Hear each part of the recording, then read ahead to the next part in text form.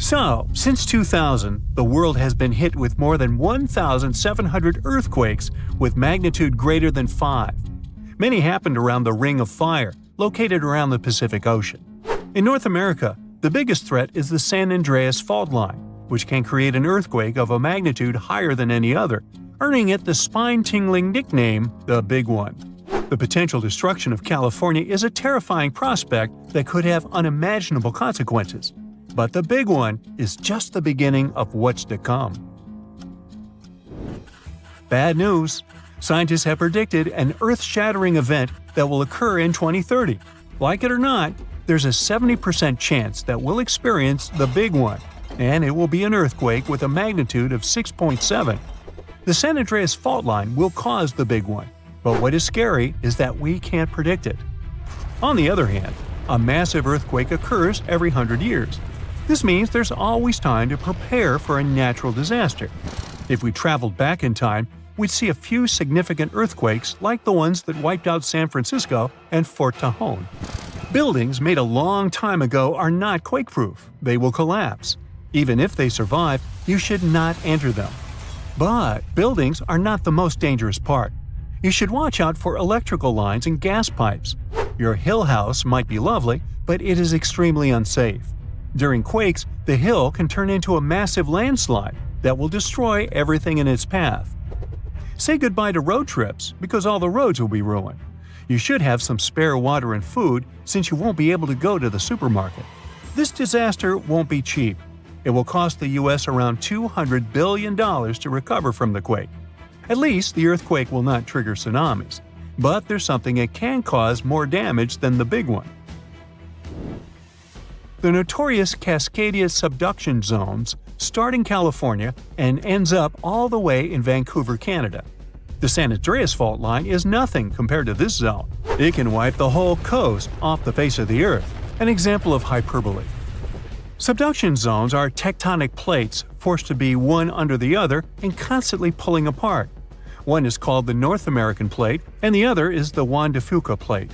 Zones like these are not to be messed with, since they are terrifying hotspots for earthquake activity and extremely dangerous because they cause massive underwater quakes. But they are underwater, so what can they do to us? Well, they can cause giant tsunamis, flooding cities, and destroying the coastline. Right now, the most active zone is the Ring of Fire. The Cascadia zone might be less active, but it is like a sleeping beast that can wake up and destroy everything in its path, causing a groundbreaking earthquake. The last time all this stress was released was in the year 1700. Unlike the San Andreas quake, this one will cause massive tsunamis and much bigger shocks. Let's hope you'll be camping in an open field at that time, because most buildings and bridges will likely be destroyed. Also, be ready for the aftershocks, as they'll be devastating. Nature won't be spared either. Landslides will change animals' habitats. Even our homes will be changed forever. Luckily, there is a light at the end of the tunnel, and scientists are doing everything they can to ensure our safety. New rules are implemented. Every new building must be able to withstand massive shocks. They're developing modern warning systems, and every new infrastructure must follow strict quake-proof guidelines. The Juan de Fuca and the North American plates are locked together, but they won't stay like that forever. When they unlock, get ready for a massive shake. The closer you are to the epicenter, the more damage you'll experience. But even if you are lucky to be far away, you may still feel the ground shaking for some time. Now, if we compare the Cascadia subduction zone and the San Andreas fault, we'll see how much more dangerous the Cascadia zone is. In 1994, there was an enormous 6.7 magnitude earthquake in the Northridge area, close to the San Andreas fault. Sadly, many people didn't make it, and some were injured. Back then, buildings were not strong and earthquake-proof, and many of them were damaged. The Cascadia subduction zone can potentially cause a magnitude 9 earthquake. A magnitude 6 quake has the power of around 44 million pounds of dynamite, but a magnitude 9 has the power of 44 trillion pounds of dynamite. The strongest ever recorded quake was in Chile. Its magnitude measured 9.5, and it destroyed most everything. So let's say you've survived the quake, but the struggle is far from over. Soon after, a massive tsunami will strike, with waves that might reach up to 100 feet in some areas. That's so unlike the San Andreas earthquake, which can't produce any significant waves. So say goodbye to your beautiful garden, since salt water will destroy trees and plants, changing the environment for a period of time. The only positive thing will be you won't need Halloween decorations, because all those dried-out trees will resemble a ghost forest. The combination of waves, quakes, and the sheer size of the area will make this natural disaster much more dangerous than any caused by the San Andreas Fault or the so-called Big One. A quake similar to this happened around 300 years ago. Many more have been recorded in the past 3,500 years, proving that they continually occur every 400 to 600 years. So, technically, we have around 100 to 300 years before the next big one hits. We still have no idea how exactly the Cascadia subduction zone works, because we discovered it in 1970. This zone is super scary because it can cause big earthquakes. It was found by accident when researchers studied the Ring of Fire. They wanted to know if this area had caused any trouble in the past years, and the proof was under their noses. In Washington, there is a horror forest where nothing has been growing for years. When researchers tested the soil, they found a tremendous amount of salt. They put two and two together and concluded that a massive tsunami had been the reason. Experts still didn't know when the forest was destroyed. But Japan kept records of a gigantic earthquake that had a similar effect. It was the one that happened in the year 1700. There is a 1 in 3 chance that the next one will occur in 2050. You must know how to survive the Canadian earthquakes and make it out unscathed, so listen carefully. Those who live in this area have almost no experience with earthquakes like this one. Surviving the quake is relatively easy, but the tsunami coming afterwards is the real danger. After the shake, find the highest ground and go there. Only bring the essentials, like food and water. Yeah, leave your baseball card collection at home. After the first hit, don't try to go down. Seismologists say that most likely there will be a few more waves, and they have proven this. On the 22nd of May, 1960, seismologist Jerry Eston and his 4 friends went to Hawaii to see an expected tsunami that was to happen around midnight. They set up their gear on Wailuku Bridge with an escape route planned. This bridge had been destroyed in the previous tsunami, but the new one was much taller and better. After midnight, the water was 4 feet above the average level. The second wave hit a half hour after midnight, and the water rose another 9 feet by 1 a.m. The water started going down and dropped by 7 feet, but the horror was far from over. Next, they saw a wave that was around 20 feet tall. This shows us that tsunamis are unpredictable, and we should listen to experts to stay safe.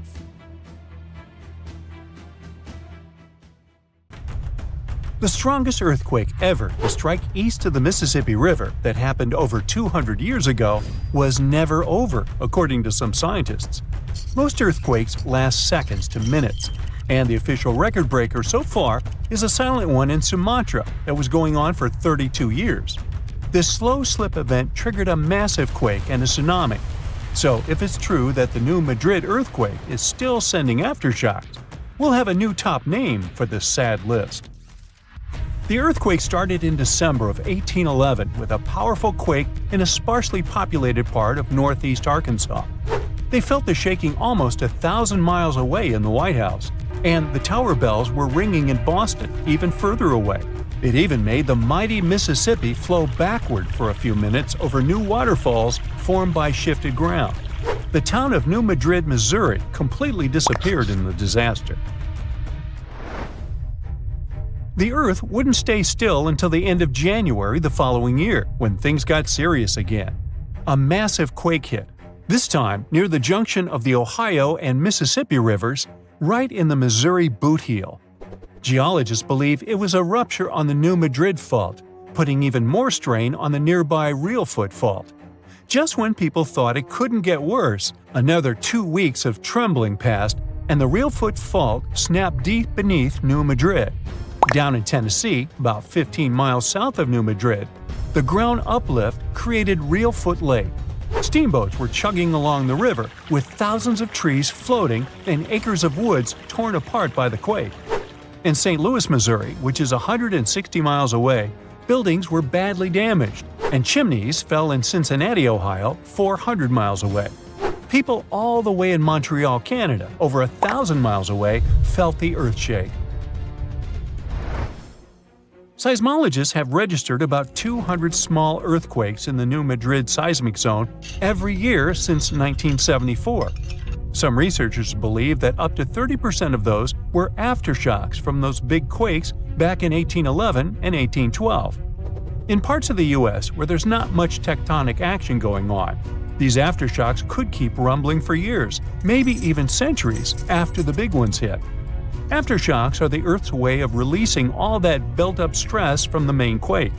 When the ground shakes from the first earthquake, it puts a lot of pressure on the rocks nearby. And when those rocks can't take it anymore, they crack, causing even more shaking. That's the aftershock. And they can be pretty intense, especially right after the main quake, but weaken over time. Not all scientists agree that contemporary earthquakes have to do with those from 200 years ago. We mostly associate faults with those lines where Earth's plates meet. But there's a whole network of those right under the center of the North American plate. They're like relics from 750 million years ago, when North America was part of a supercontinent called Rodinia. When Rodinia started to break up, it left behind these rifts, weak spots in the Earth's crust that run deep beneath the modern Midwest. It could explain the earthquake action. An international team of geologists decided to take a fresh look at 3 major earthquakes that shook North America and end the debate. They used a new math method called the nearest neighbor. It says that if earthquakes are too close in space, time, and magnitude to be independent background events, then one is assumed to have triggered the other. Depending on how you look at the numbers, somewhere between 10 to 65% of the recent quakes in the region could be aftershocks of those historic earthquakes. And a huge quake that hit Charleston, South Carolina at the end of the 19th century might explain up to 72% of the earthquakes in the area since then.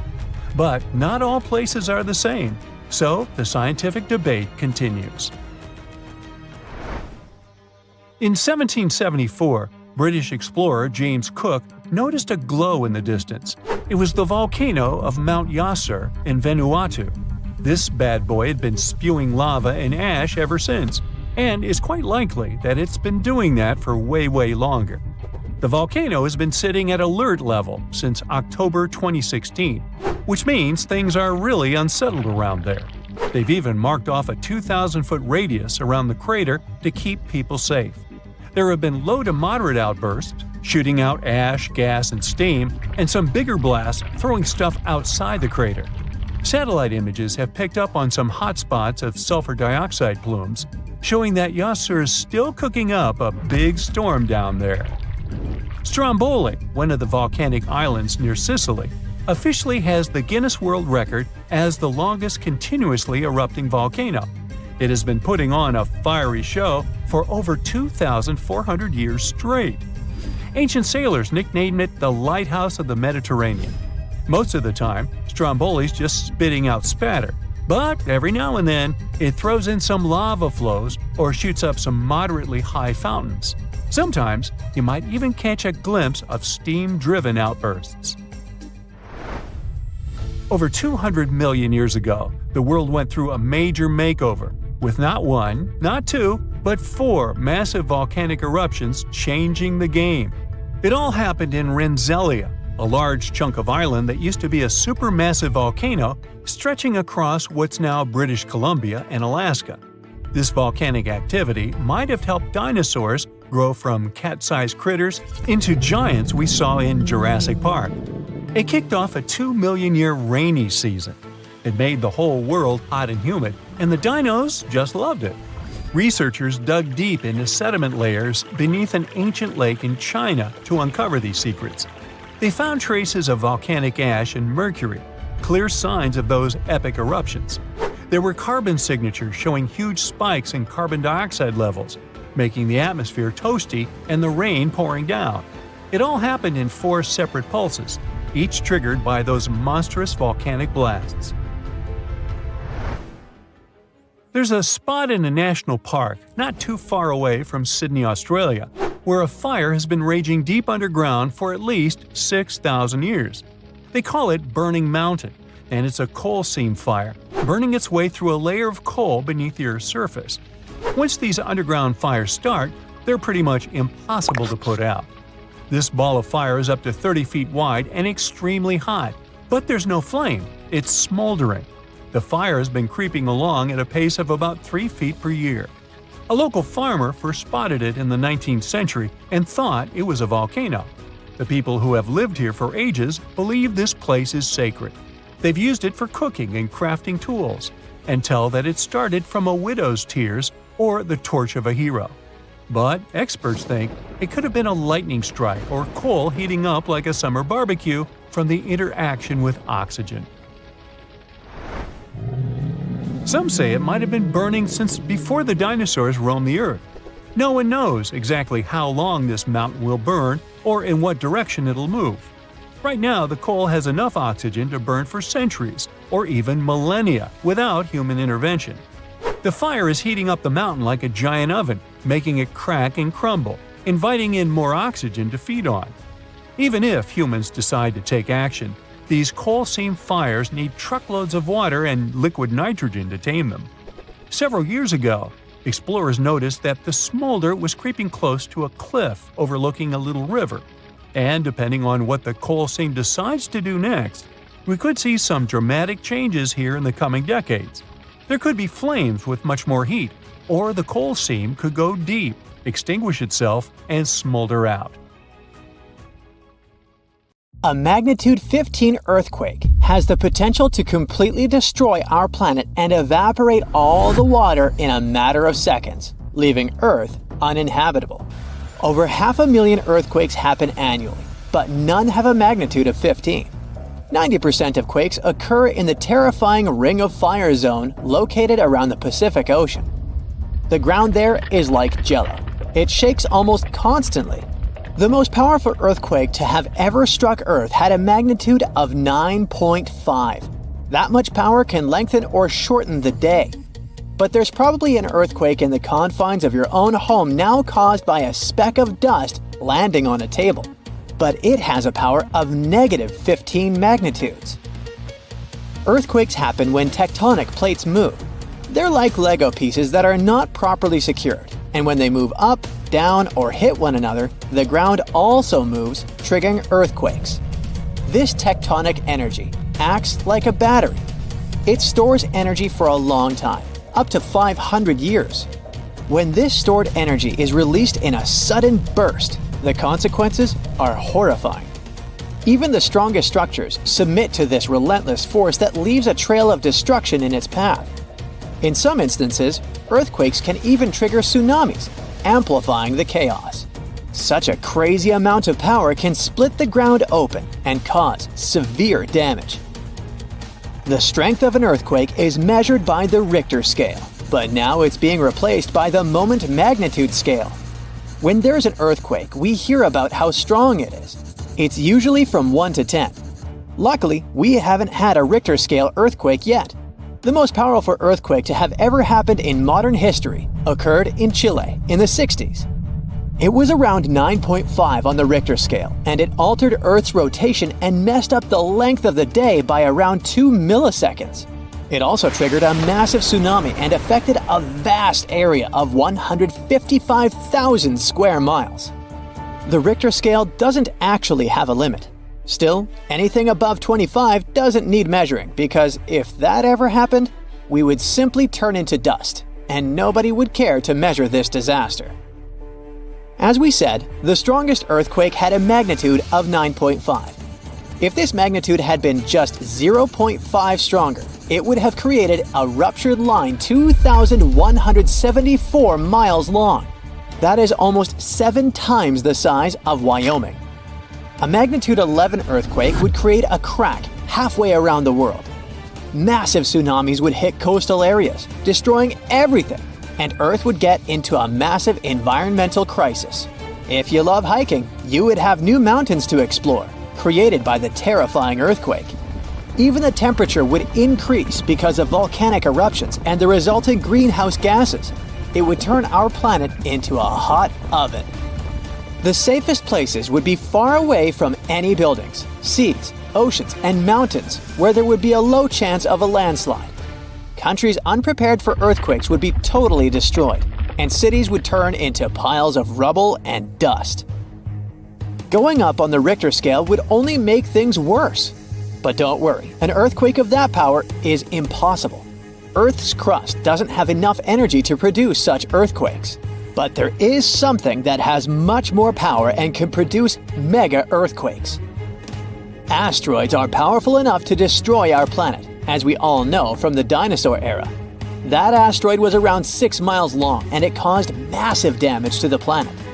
It triggered earthquakes that shook the ground constantly for months. These terrifying quakes were about 50,000 times stronger than the Chile earthquake.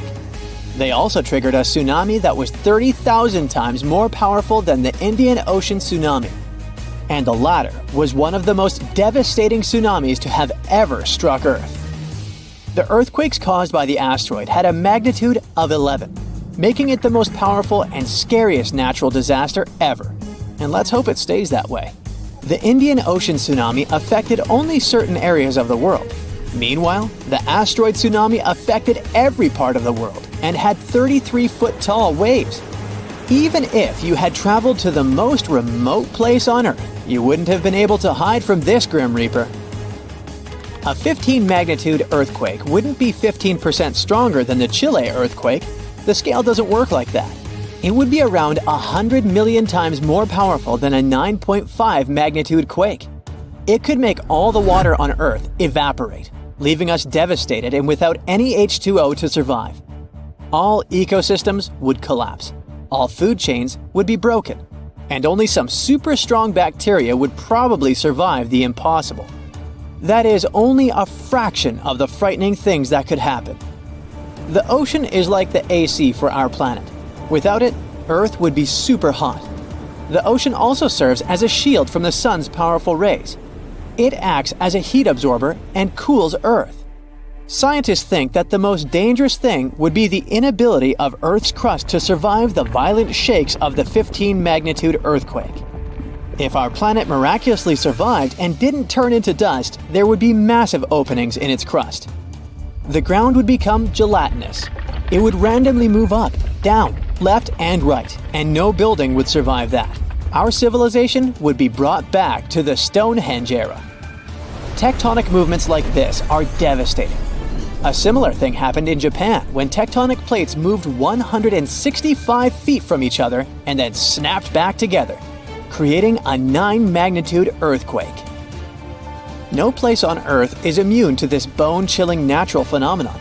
Still, certain places have higher chances of being destroyed than others, like the Ring of Fire, where 90% of earthquakes happen. This is a place where earthquakes are almost everyday occurrences. The Ring of Fire is located in the Pacific Ocean. It forms a ring around the continents that surround the Pacific. There, several tectonic plates meet, creating highly unstable ground. To make the problem much more terrifying, 75% of active volcanoes are located in this area. 90% of dormant volcanoes are also there, making this place extremely dangerous. Scientists carefully study this region to find a way to predict when the next earthquake might strike.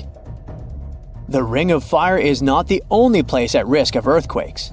In California, along the San Andreas fault line, 2 tectonic plates have been storing power for more than 200 years. The San Andreas Fault is 715 miles long and has the potential for a massive earthquake. This region has its fear of violent earthquakes like the one that happened in San Francisco in 1906.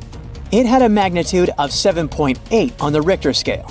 Scientists' predictions are terrifying. They say that the chance of a 6.7 magnitude earthquake is very high in the area. If all hell starts to break loose, you should know how to survive. Avoid anything that might fall on you, like windows, closets, or unstable ceilings. The official phrase from emergency experts is drop, cover, and hold on. Stay low to the ground. Hide under something stable like a table, and remain there until the shaking stops. Make sure to stay in your shelter for another minute or two, just in case there are aftershocks or loose debris. Use your nose and smell for gas. If you do smell it, don't turn the lights on or do anything that might ignite it. Stay strong and be safe. You have friends over for dinner. You set your drink on the counter and go help your friend set out some desserts. When you get back, you notice the liquid in your cup. It's sloshing around and the ice cubes look like ships on a rough sea. Now you feel it too. On the ceiling, the chandelier is swinging like mad. Then you hear someone scream, "Earthquake!" The house and everything in it is rocking back and forth. You try to run for cover, but the shaking keeps you stuck in place, fighting to keep your balance. The cabinets look possessed, and glasses and dishes fly out and smash on the floor. The bookshelves topple over, and everything hanging on the walls sways and falls off. You duck under the dining room table, trying not to get hurt on all those broken dishes. Yeah, you've been through earthquakes before, but none like this. Checking your phone? Typical, no signal. You can't believe what's about to happen. The screams get louder, and suddenly, the whole house collapses. The biggest earthquake ever recorded happened in Chile in 1960. Disaster came in the afternoon, just when everyone was out enjoying themselves. To cause serious, life-changing damage, you need to have a magnitude of around 7 or so on the Richter scale. This one was 9.5. This part of Chile is smack dab on the so-called Ring of Fire, the most active volcanic and seismic area in the world along the Pacific Rim. The initial shaking lasted around 10 minutes, and after 2 days, many aftershocks were still strong enough to set off a volcano in the south of the country. But that's not where it ended. The earthquake unleashed a series of tidal waves all over the Pacific Ocean, with some reaching over 80 feet high. The waves and earthquake were so strong that they even affected Hawaii, Japan, and the Philippines. It caused around $500 million $1960 worth of damage. Many were left homeless. Much of their infrastructure was smashed too. Buildings as far as the eye could see were toppled, and debris piled everywhere. Scientists estimate that this earthquake was so powerful, it shifted the Earth's axis, making our days 1.26 microseconds shorter. That might not seem like a lot, but think about it. Just one natural disaster was strong enough to make time move. Many of the coastal cities were flattened and floods were widespread. The economy spiraled downward. According to studies, if this earthquake happened today, it caused more than $20 billion in damages. So what would happen if an earthquake twice that size hit without warning? For starters, you'd likely feel the effects even further away. Tidal waves wouldn't just hit the coasts of Japan and the Philippines. They would move even further to China, Korea, Vietnam, and even Australia. And those waves would be significantly higher than 80 feet, perhaps double that.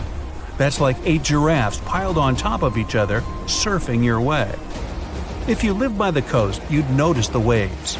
If you saw the water recede way back so you could practically see where all the fish call home, you'd know it was time to run. Chances are that a tsunami's heading your way. Say it really happens. You're caught under the wreckage, not knowing what's going on.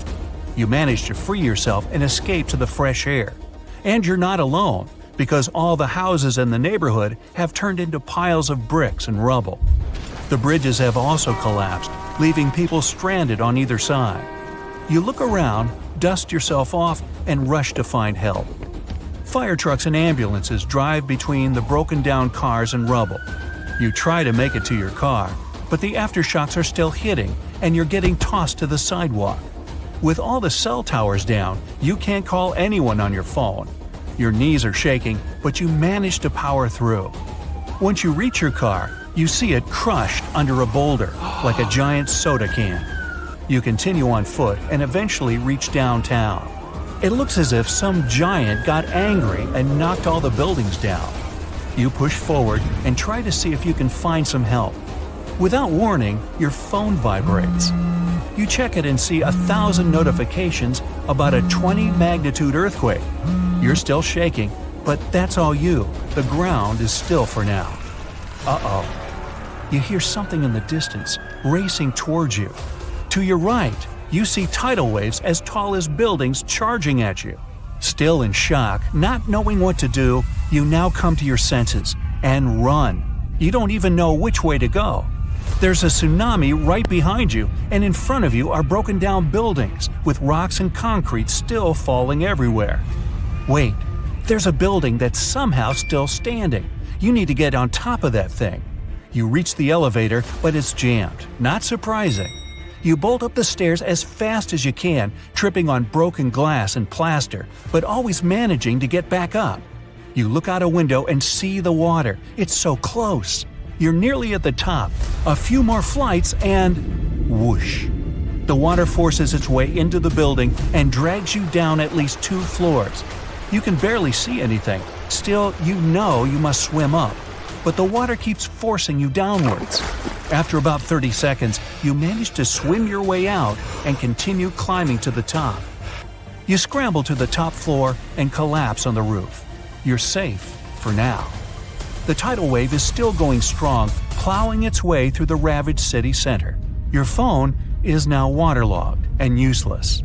You have a perfect 360-degree view of your town covered in water and debris. The ground starts to shake again. Maybe you'll just sit around until this is all over, waiting for the rescue helicopter. But then, a loud explosion that almost breaks your eardrums shakes the ground even more. Off in the distance, smoke is rising, and soon it covers the entire sky. Darkness hides the morning sun. That's when you can see lava shooting up into the air and landing nearby. The lava forms into a river, flowing its way into town block by block. With this much seismic movement and the high intensity of the earthquake, the world's tectonic plates have shifted so that magma is pushing its way to the surface. From the earth, steam begins to vent. Then the heat hits you. You see the magma cover the ground like a blanket, eating up every car in its way. What's worse is that the magma is melting the foundations of the buildings that managed to withstand the earthquake and the tsunami. The buildings in the distance are now sinking and collapsing into the raging lava pool that's replaced your town. One by one, every building descends. That means, the building where you're standing is also swaying. It's about to fail. That's when you see the light. You look up and see a helicopter above in the distance. You wave your arms, run around, jump, anything to get noticed. And it works.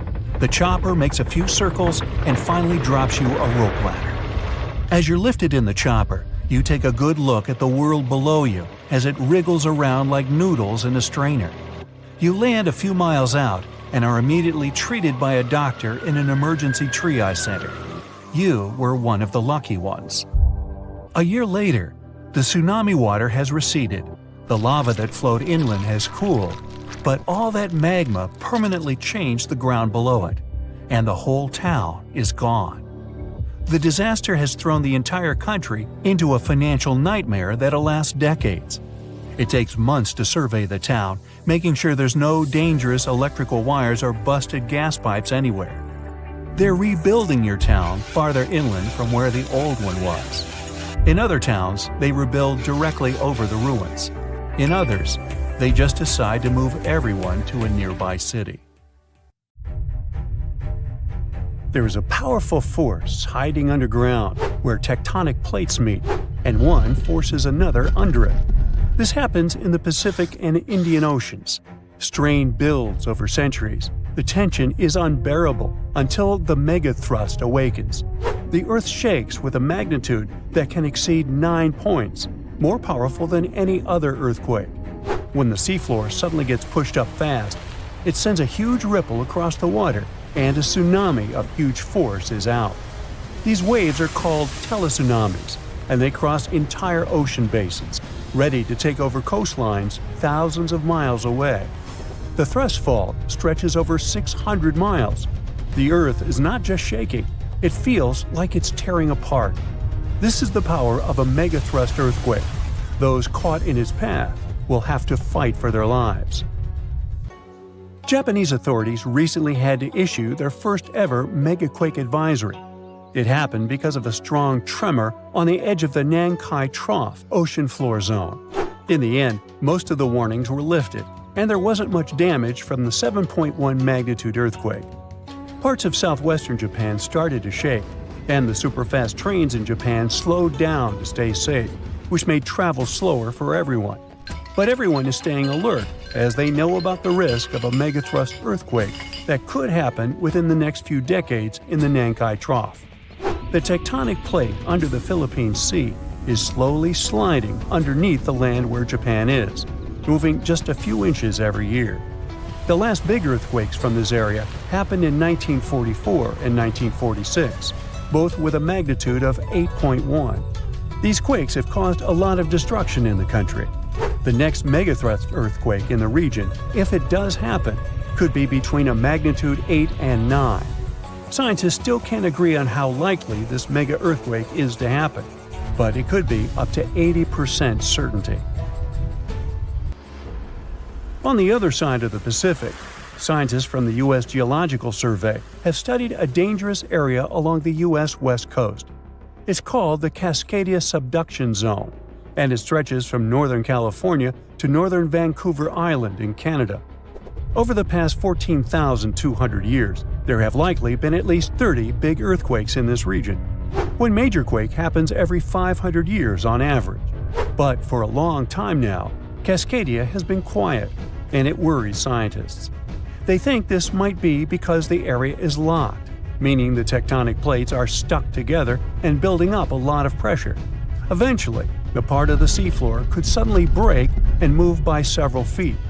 The shaking would be just 5 minutes, but it would create a powerful tsunami as the seafloor shifts that would last for 10 hours.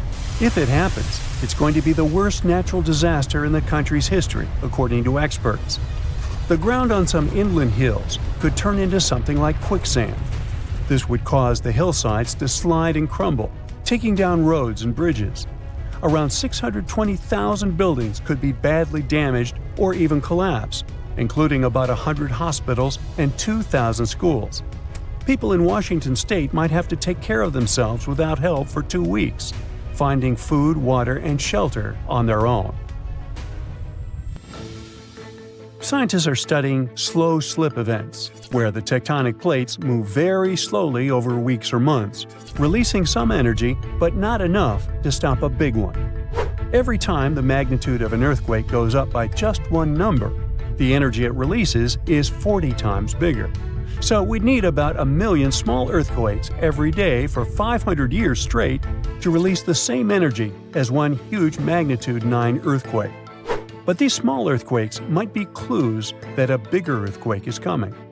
To better monitor the Cascadia Fault, experts are mapping the fault more accurately and adding better monitoring tools offshore. Scientists receive over $10 million to install seismic sensors and seafloor pressure gauges on a fiber optic cable off the coast of Oregon.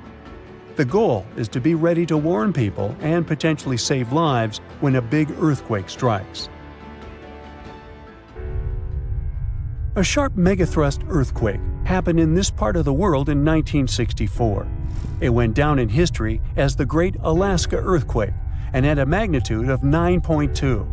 It lasted for more than 4 minutes, making it the most powerful earthquake in the history of the U.S. and North America. The ground shook so hard that it caused huge cracks and landslides. In Anchorage, many houses, buildings, and roads were destroyed because they weren't built to handle such a big earthquake. In some places, the land was permanently changed. For example, the coastline near Kodiak and Hinchinbrook Island was lifted by 30 feet. In other areas, like Gerwood and Portage, the ground sank by 8 feet. They had to rebuild roads higher so they wouldn't be flooded by the time. A huge 27-foot tsunami wiped out the entire village of Chiniga. Many coastal towns were heavily damaged, not just by the earthquake, but also by tsunamis and the fires that followed. After the main earthquake, there were thousands of smaller aftershocks for months. A moderate earthquake of magnitude 4.4 shook Los Angeles in August 2024. Once it was over, the LA Fire Department checked around the city and didn't find any major damage or anyone hurt. In the nearby city of Pasadena, which is close to the earthquake's epicenter, a water pipe burst inside City Hall and everyone had to leave the building. Thankfully, there was no danger of a tsunami. The best we can do to avoid panic in such situations is to be prepared. Japan is one of the places on Earth where earthquakes happen the most because it sits on the edges of 4 tectonic plates. Around 1,500 of these earthquakes each year are noticeable. Because of this, the people in Japan have learned to live with earthquakes. The 1950 law set a rule that buildings should be able to handle earthquakes up to a magnitude 7 without falling apart. An update 30 years later said that buildings should only have minor damage in such earthquakes and still work as usual. But if an earthquake is even stronger, the law says the building's main job is to not collapse and save people's lives. At the most basic level, buildings are made stronger with thicker beams, pillars, and walls so they can handle shaking better. Another technique is placing special pads made from materials like rubber at the base of a building. Some buildings are even built on thick layers of padding that separate them from the ground completely, which helps protect them during an earthquake. A skyscraper might sway back and forth a lot, moving up to 5 feet. To stop it from getting damaged, engineers can add something called dampers every second floor all the way to the top. These dampers are like giant bicycle pumps, but instead of air, they're filled with liquid.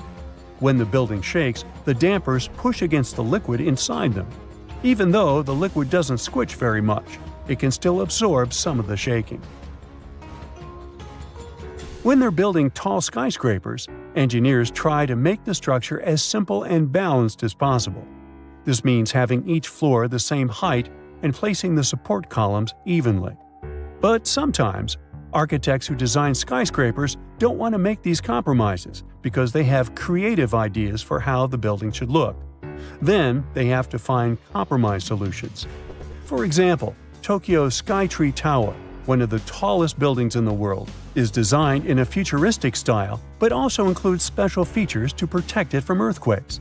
It has a central pillar, like in traditional Japanese pagodas, and seismic dampers that help absorb the energy from an earthquake, keeping the building safe. Rocks rolling down the slopes of a rumbling volcano, pushing other bigger rocks on their way, and eventually tumbling down into the ocean in a humongous cascade, causing a wave the height of which the world's never seen before. This is what might happen if the Helena slump of the Hawaiian Big Island falls off into the water.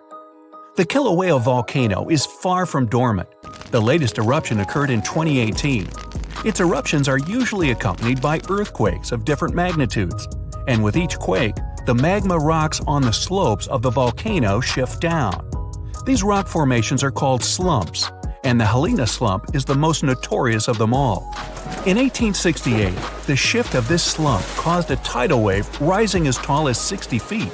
But what's most troubling is that some 110,000 years ago, a landslide here led to one of the most powerful earthquakes ever, which in turn led to a mega tsunami of over 1,000 feet in height. Scientists are worried that such an event may repeat in the future. If that happens, the wave might engulf the whole of Hawaii and easily reach both North and South American coasts. Geologists are quick to reassure, though, that a landslide like this is unlikely to occur anytime soon. It's just too early for that. But when it finally does, the consequences will be catastrophic. Have a nice day! Yellowstone National Park in the western USA is world famous for its dazzling views, and especially the colorful Grand Prismatic Spring at its very heart. But we should all stay aware that Yellowstone is, first and foremost, an enormous caldera, basically a slumbering supervolcano. The difference between a regular volcano, like Kilauea from earlier, and a supervolcano is that the latter is thousands of times more powerful. Imagine an eruption spewing tons of huge rock and rivers of hot lava, pumping out clouds of ash that make countries stop air travel for weeks. And now multiply all of this by 1,000. This is what a Yellowstone eruption would look like. At first, a huge area in the middle of the national park would shake, crumble, and then blast upwards in a megaton explosion. Lava flows and magma rocks would cover the area of about 40 square miles, roughly half of Washington, D.C. But the greatest danger is the volcanic ash. The ashen plume would rise miles above and get carried by the wind in every direction. Since the eruption would be far from ordinary, the spread and damage would also be much greater than usual. The ash is thick and heavy, so it would cover a vast area in a blanket, destroying crops and even buildings. Worse still, it would spread in the air and block out the sun, leading to a drastic drop in temperature and an artificial winter. Even regular volcanoes can lower temperatures worldwide by a few degrees. A supervolcano may potentially cause a new ice age. Luckily, the chances of Yellowstone supervolcano erupting in the near future, or at all, are extremely low. There have been only 3 of those in the history of Earth, and there's no evidence such a disaster should repeat. Scientists estimate the probability at 0.00014%, which is lower than the chances of an asteroid wiping us all out. Speaking of which, if dinosaurs could talk, and were at least still alive for that matter, they'd tell you that asteroid threat is as real as it gets. Scientists at NASA say they've tracked 90% of all near-Earth asteroids of significant size, and none of them are a matter of any concern. But there are still the other 10% in the great unknown. What's more, asteroids can change their line of flight because of the pull of other celestial bodies and eventually turn our way. Lucky us. Now, if an asteroid big enough, like a mile across, hits the Earth, it will first cause an explosion powerful enough to erase a dozen big cities in a matter of seconds. Then the impact will raise a cloud of dust and debris that will block out the sun, just like the ash cloud from a volcano, and cause a centuries-long winter on the whole planet. But even if it falls into the ocean, which is more likely, a resulting wave will rise several miles high, washing coastal cities off the face of the planet. But at least there won't be a new ice age. Although scientists are pretty sure there's no such threat in the near future, it can't be ruled out completely, and humanity needs at least 5 years to prepare for this event. If a big near-Earth asteroid suddenly changes its course and turns right toward our planet, we won't stand a chance against it. Disaster movie, anyone? A much more probable calamity, though, rests right beneath our feet. It's the San Andreas Fault in California. The fault has been ready for rupture for years now, and scientists estimate that an earthquake along this line is likely to occur in the next 3 decades. And when it happens, it won't be nice. They expect a magnitude of 8.0, which is comparable to some of the most devastating quakes in history. It's all the more dangerous since California is home to some of the most populated cities in the western U.S., including Los Angeles and San Francisco. High-rise buildings are common there, and they're particularly vulnerable against underground shakes. The San Andreas earthquake might cause a whole lot of damage both to cities and countryside.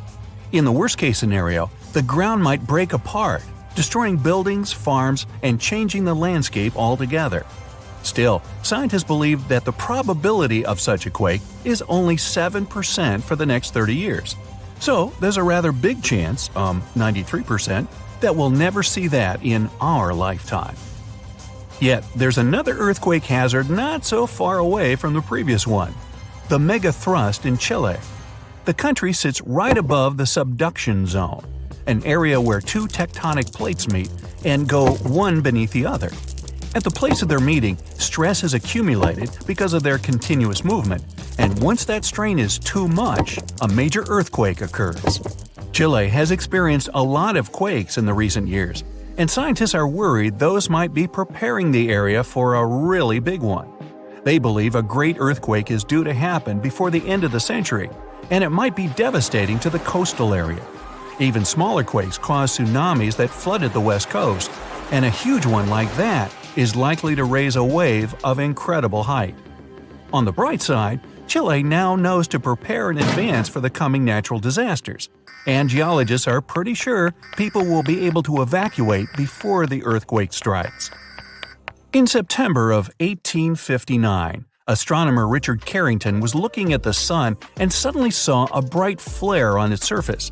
He made a note of it in his records, but only realized how important it was a couple of days later. The energy from that flare reached Earth and struck it directly, causing northern lights to appear above Cuba and burning telegraph lines all around the world. This was dubbed the Carrington event, and it was a solar storm. Such storms hit the Earth fairly often, but none of them were so powerful as the Carrington event, neither before nor after. But in 2012, astronomers registered a similar solar flare whose energy nearly hit our planet once again. If it had been just a week earlier, we'd have been in big trouble. Today, humanity relies on electricity in almost every aspect of life, and a powerful solar storm would mess with the electromagnetic field of Earth a lot. All electric appliances would either shut down or short-circuit, and huge transformers powering basically everything would go out of order for good. It would take years to repair them, and the cost of such a massive blackout would count in trillions of dollars. The worst of it is that science is almost unable to predict solar storms, and even if we could know about them in advance, we'd be powerless to stop them. The flare happens in a matter of seconds, and it takes about 8 minutes for the particles to reach the Earth's atmosphere, causing the disturbance.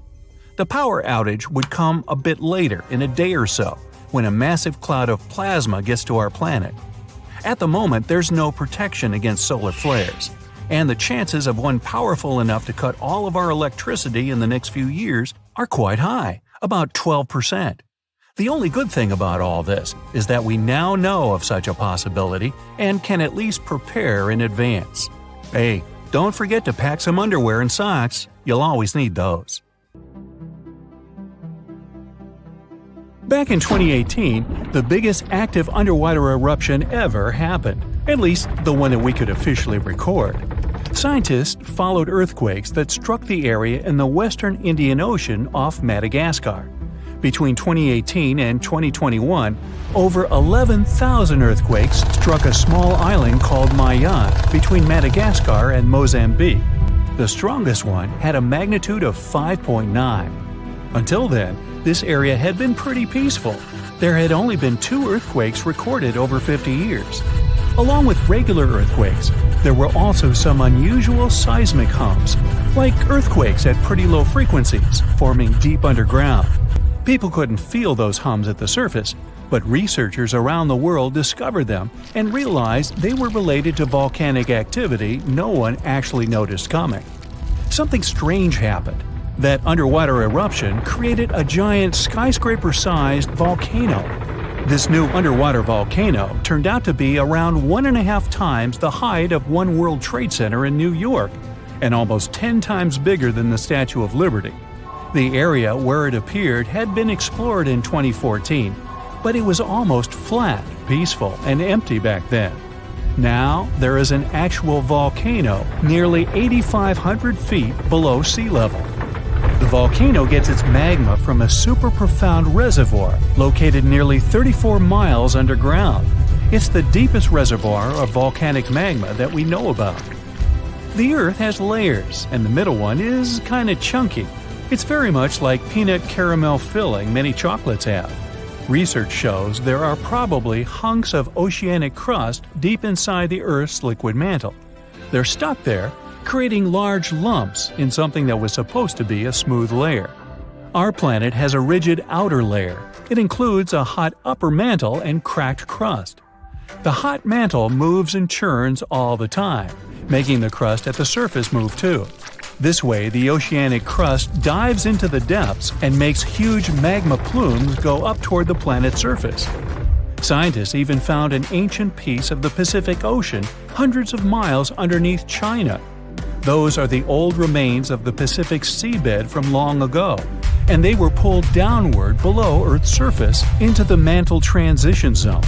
This rocky slab that used to be at the bottom of the ocean is made of the crust and some solid parts of the upper mantle. Most of the volcanic activity on our planet happens where we don't even see it, under the surface of the ocean. About 70% of all volcanic activity happens in the oceans, and mostly in the area of the South Pacific, with over 1,100 volcanoes squeezed into that area. Coastal cliffs, mountain changes, soils, and sediments that line valleys. These are only a small portion of the rocks on our planet. Oceans hide so much more deep down below the Earth's surface. In between the Earth's surface and its core is the mantle. It's a warm, thick layer of rock that moves and flows constantly. Some hundreds of miles below, there's a place where diamonds grow. As they form, they go through high temperatures and pressure, after which they eventually freeze. That way, when they arrive at the surface, scientists can explore their structure, find out how they formed, and understand better what's going on in the depths of our planet. Thanks to diamonds, they realized the mantle was very wet, and it possibly contained much more water than all the oceans on Earth. Our planet is eating up its own oceans. As its tectonic plates move, dive, and go beneath one another, they drag huge amounts of water into the Earth's interior. The water beneath the surface of our planet can help with developing magma and lubricate faults, which actually makes earthquakes more likely to happen. Water is actually stored in the minerals. It gets incorporated into the planet's crust when new oceanic plates form. They go through the process of bending and cracking as they grind under other plates, and huge amounts of water then go deep into the crust and mantle. Scientists research an area that's 18 miles under the surface. They realize these zones pull 3 billion teragrams, which is more than 2 billion pounds. Any ocean is like a whole new world. There are incredible sceneries below the surface, magnificent waterfalls, lakes, and rivers. There are thick layers of salt beneath the seafloor, and rivers and lakes form because seawater goes through those layers and dissolves them, creating something that resembles pools. The dissolved salt makes the surrounding water denser. That water then settles there, which eventually forms underwater lakes or rivers. But there are also mountain chains, trenches, canyons. There's a canyon in the Bering Sea with more than 8,500 feet of vertical relief. This makes the Grand Canyon look way smaller than it is, since the underwater canyon is nearly 2,500 feet deeper. Deep parts of the ocean are really cold. The temperature of the water can be about 40 degrees, but at the bottom, water can get boiling hot. There are hydrothermal vents in the seafloor. Those are the hot springs located at the edges of tectonic plates. The water they release can reach a temperature of up to 750 degrees Fahrenheit. But the pressure at such depths is very intense. So intense, no human being can handle it. Still, it's the pressure that keeps the water from boiling. Ocean depth is on average 2.3 miles. Light waves can still enter at 3,280 feet, even though it's in a very small amount. So all the mysteries hidden below that point remain in total darkness. The actual illuminated part of the ocean goes until 600 feet. Even though the sun gives us light, most of our planet is dark all the time. It's all because of the oceans, covering over 70% of our planet. The loudest sound that came from an ocean, and of the loudest sounds ever recorded, came from an ice quake. It was so loud, researchers picked it up by sensors more than 3,000 miles away. There was a seismic activity that made frozen ground break down. The Antarctic ice sheet is bigger than the continental part of the United States and Mexico together. A big iceberg from Antarctica holds over 20 billion gallons of water, which could make a 5-year water supply for 1 million people. Humans can generally drink sea ice, although we can't drink seawater. As time goes by and the ice ages, the brine trapped between ice crystals drains out. That way, ice becomes fresh enough to consume it. If all the ice sheets and glaciers we have on the Earth melted at the same time, the sea level would rise another 260 feet, which is just a little shorter than the Statue of Liberty, the height of a 26-story building. Clams live long enough to tell us more about oceans past. Ancient mollusks can live for more than 500 years. To learn more about a tree, you can use its rings to see how old it is. To learn how old a mollusk is, you can examine its rings within the shell and tell. This is also how scientists get information about the ocean, climate, and whatsoever. Clams can help take a look at what happened about 1,000 years ago. The Earth doesn't have 4 but 5 oceans now. The new one, called the Southern Ocean, was officially recognized only a few months ago. It borders the Atlantic, Pacific, and Indian Oceans, so scientists couldn't agree if it's really a new ocean or just part of the colder regions of these 3. We don't only divide oceans on maps, each has different conditions for unique marine species. For example, the Southern Ocean has leopard seals, orcas, minke whales, emperor penguins, and other animals that live in cold icy seas. It's also home to krill, small creatures that look like shrimp and are food for many bigger animals that live there. Life on our planet started about 3.5 billion years ago. I wasn't around then. It's still a mystery how and when exactly, but some theories say life could have first emerged in the depths of the ocean. A few years ago, scientists found microscopic tubes and filaments within rocks formed about 4 billion years ago. These rocks are fragments of ancient oceanic crust. Also, these tiny tubes and filaments are similar to microbes that can still be found on hydrothermal vents in deep parts of the ocean. The idea is these living cells found conditions to stay alive in tiny rocky pores inside the chimneys of those vents, and started the amazing adventure of the evolution of life on our planet. For hundreds of years, people in the US have reported hearing strange, loud booms. These mysterious sounds are called skyquakes. And yep, it's a real thing. If you've ever heard a loud, distant booming noise that definitely wasn't a thunderstorm or a car engine backfire, congrats, it looks like you've experienced a skyquake yourself. People report them all around the globe, from the US to India and Japan. They go under different names, and we still don't know why exactly they happen. Sometimes these booms come together with earthquakes. People heard them during the New Madrid earthquakes in the early 19th century and up until January 2020. Those who've experienced them describe skyquakes as a rushing or rolling noise. Famous American writer James Fenimore Cooper described it more poetically as the lake speaking to the surrounding hills, which send back the echoes of its voice in accurate reply. Sometimes these mysterious booms happen in cold weather instead of during earthquakes. One of the skyquake hotspots is near Lake Seneca in New York. They call them the Seneca Guns. The booms can be so loud that they shake windows and doors.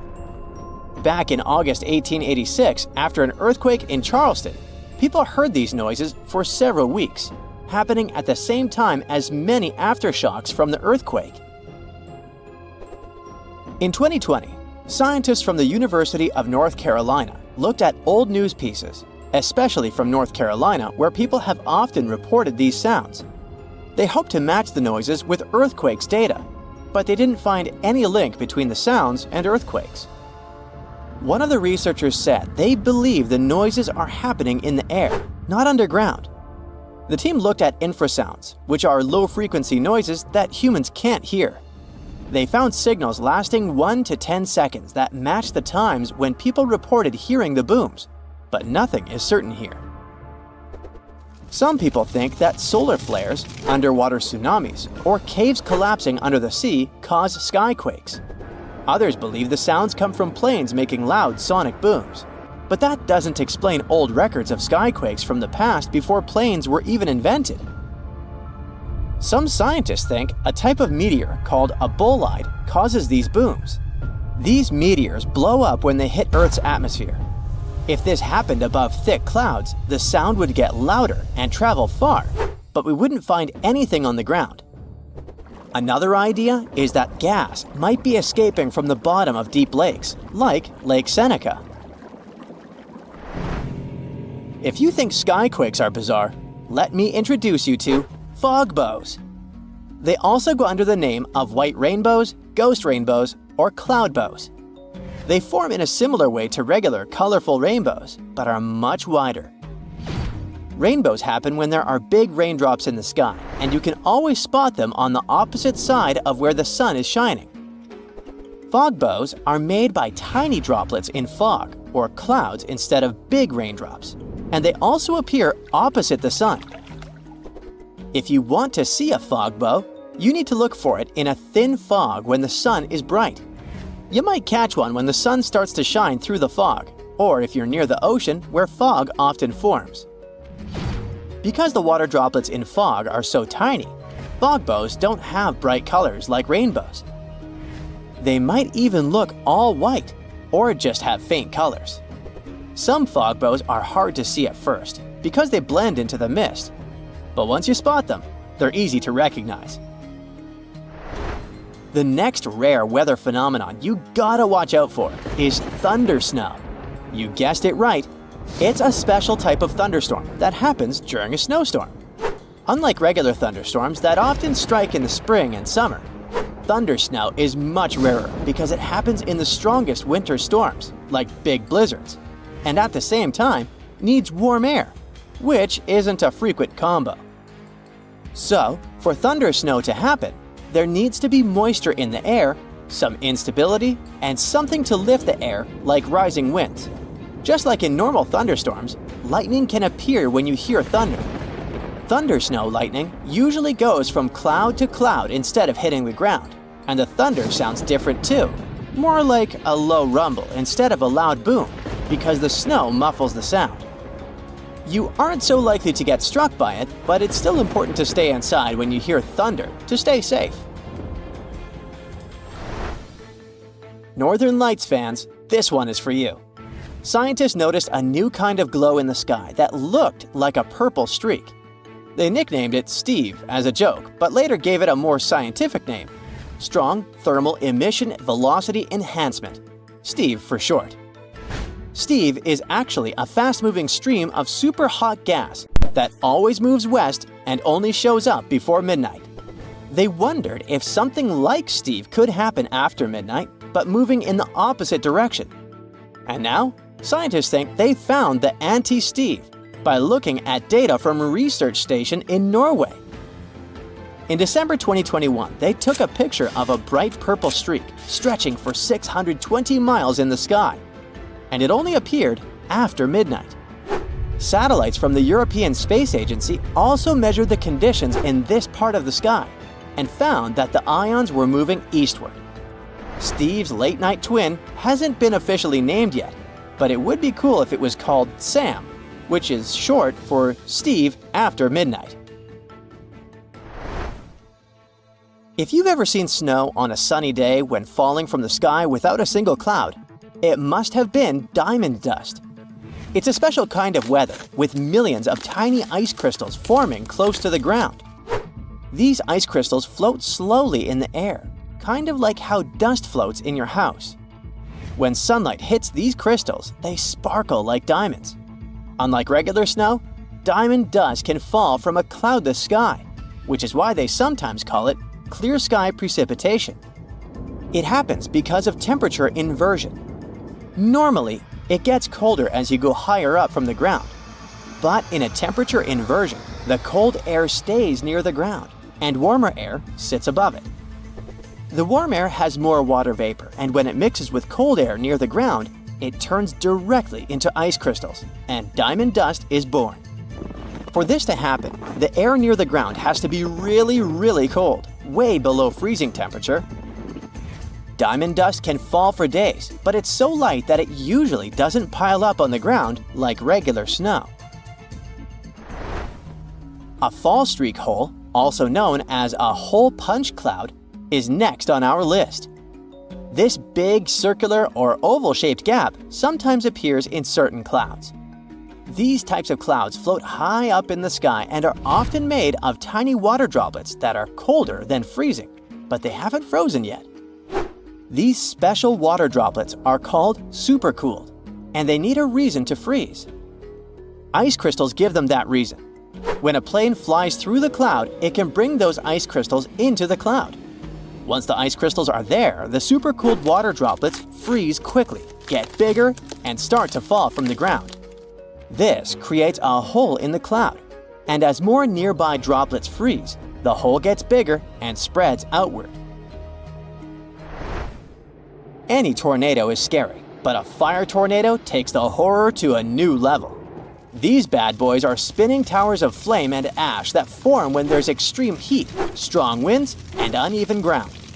The intense heat from the fire causes hot air to rise quickly. Cooler air from the sides rushes in to replace it and creates strong winds. When winds from different directions meet, it makes the fire spin like a tornado. It gets stronger and can even create its own weather. It pulls in flames, ash, dirt, and anything in its path. The winds can reach speeds of over 140 miles per hour, and these fire tornadoes can last for more than 20 minutes. You rub your eyes, trying to make sense of everything. Perfect circular holes in the bottom of the ocean floor off the coast of Big Sur in California. You have no idea how this happened, even though you're a marine biologist who's been practicing it for years. You go through some of the old records and find out that these holes have been around since the 90s. In 1999, a ship-mounted sonar conducted a survey and found 5,200 of these pockmarks, or large holes over 500 square miles, on the ocean floor. They look like moon craters underwater. You contact your team and get the robot ready to go down and explore the scene and bring back a few samples. You and the team drive to the coast and hop on the boat. You're sitting inside controlling the robot with a joystick. Your teammate sets the robot in the water and drives it down. Everything seems normal near the surface, but as the robot goes lower, the pockmarks start appearing. A bunch of boats swift past you, making you lose your balance and focus. The robot turns on the flashlight so you can see better. But as it goes lower, the resolution is less crisp. It almost reaches the bottom, and the holes are smooth and nearly perfect circular shapes. Some of these holes that were visible in the sonar reading measure more than 30 feet across and 15 feet deep. You show the rest of your teammates the images, and they're shocked. The robot continues swimming, but there appear to be more holes all around. Many of them are too small for the scanner to capture from above. These microdepressions are steep and have sort of tails going in a certain direction. It's possible that the currents underwater played a role in their shape. Everywhere the robot swims, there are new holes all around. After a couple of hours, the robot goes back to the boat with some samples. You take them back to the lab and study them. The robot clearly captures images of human trash, but the samples don't indicate anything alarming for now. Despite the fact that 1/3 of the pockets are filled with trash, there's still no explanation of how they were formed. It's late at night and the rest of your team heads back home. You're passing out in the lab, still trying to find some answers. You wake up the next day, and while cooking breakfast, you get this idea that maybe these holes are gases venting out, which could be harmful to marine life. You quickly get the robot and sail out to the ocean once more. This time, you didn't even think about calling your teammates. You place the robot in the water and get behind the screen to control it. The robot descends to the bottom of the ocean and does a survey. So far, the holes still seem to be covered with trash. But some of the holes have marine life dwelling inside, like fish and seaweed.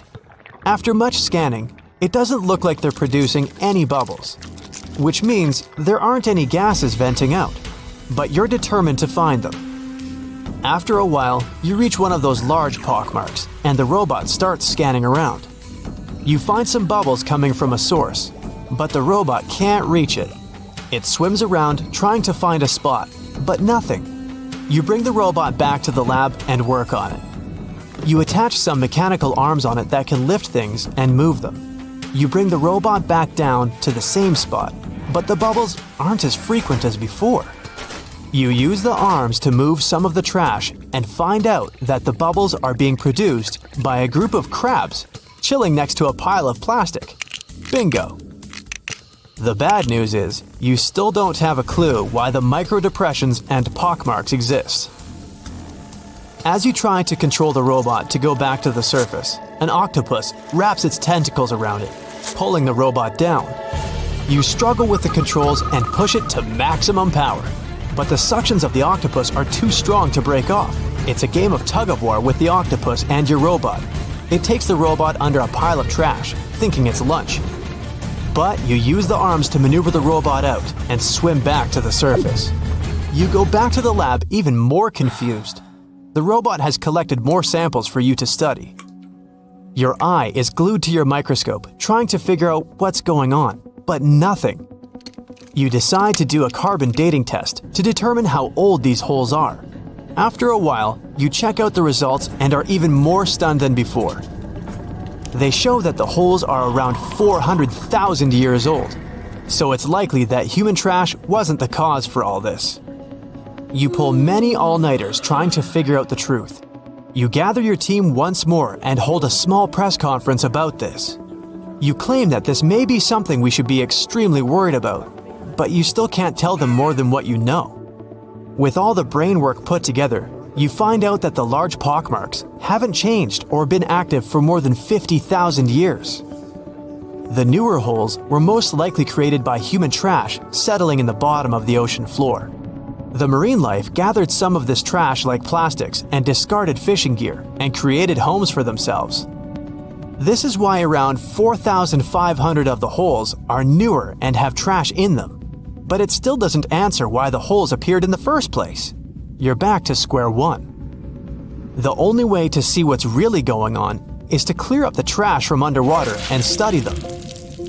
The story makes headlines in the local community and catches the attention of a cleanup crew. You organize a trip to the ocean and begin the extraction of all the trash. Many cleanup boats arrive and everyone drops down a net to collect the trash. You send down the robot once more to make sure the nets are hitting the right spot. As most of the trash is being collected, many marine life animals scramble and try to find a way to escape. Everyone makes sure not to hurt them. After a couple of weeks, all the holes are cleared up from the trash. You do another sonar scan from the surface and can see the holes clearer than before. But you still don't have an answer for this. You do some more research trying to see if any other holes appeared around the world. On the other side of the country is a mysterious blue hole off of Florida's Gulf Coast. You catch the nearest flight to Florida and make an appointment with the scientists in charge of the expedition.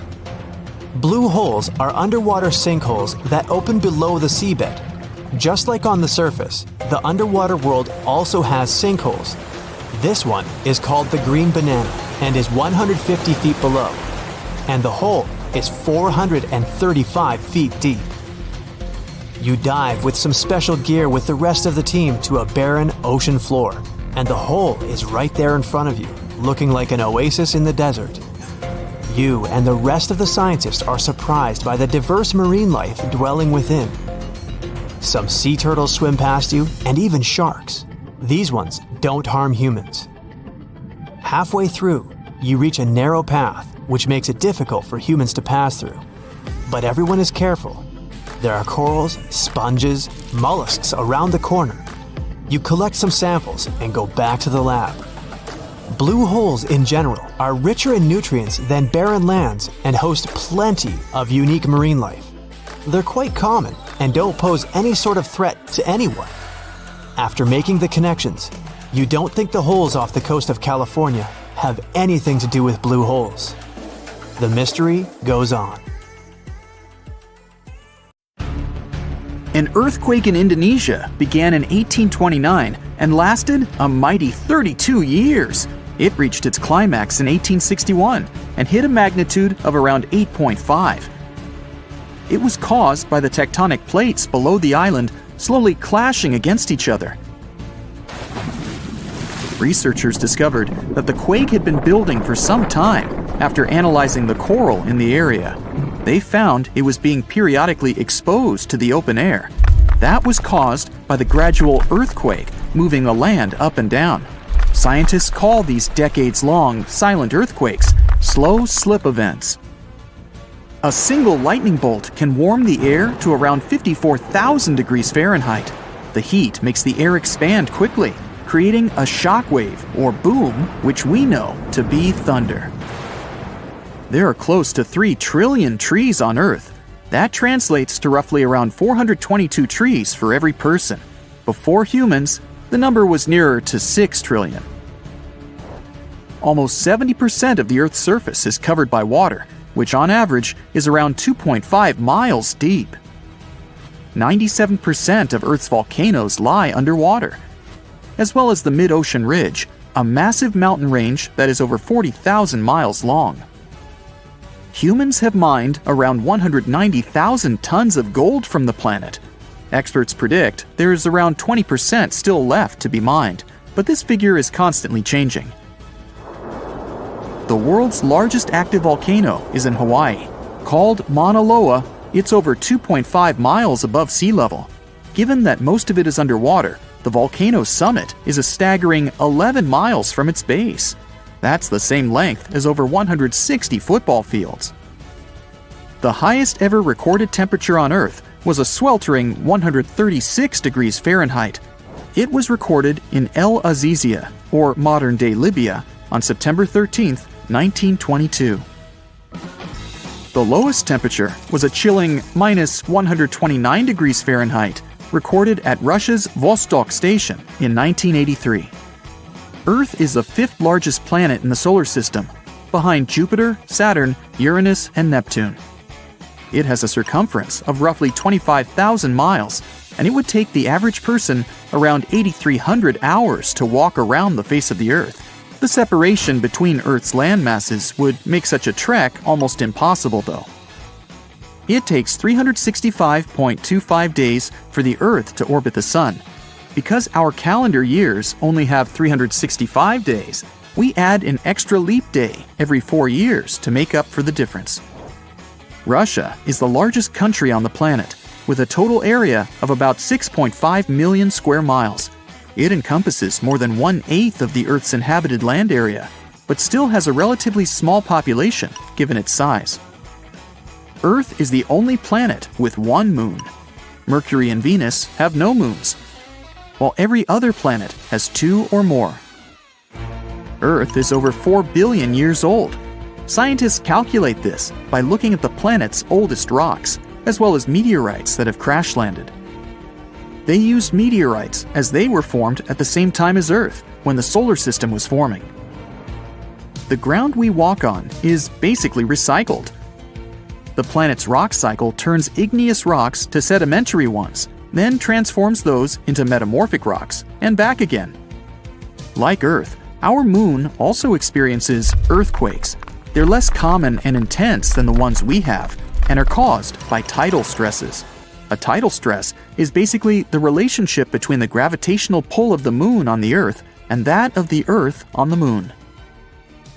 Despite being the fifth largest continent, Antarctica holds 70% of the planet's fresh water and about 90% of its ice. Bangkok is the most visited city in the world, boasting 23 million visitors in 2019 alone. Paris, London, Dubai, and Singapore make up the other cities in the top 5. The lowest layer of Earth's atmosphere is called the troposphere and is the reason we have weather. Sunlight heats the planet's surface, which causes warm air to rise up to the troposphere. This air then expands and cools as the air pressure decreases and sinks down, where it is then warmed by the Earth again. Coral reefs are the largest living structures on the planet, with some even being visible from space. Coral reefs hold the most species per area of any of Earth's ecosystems, even more than rainforests.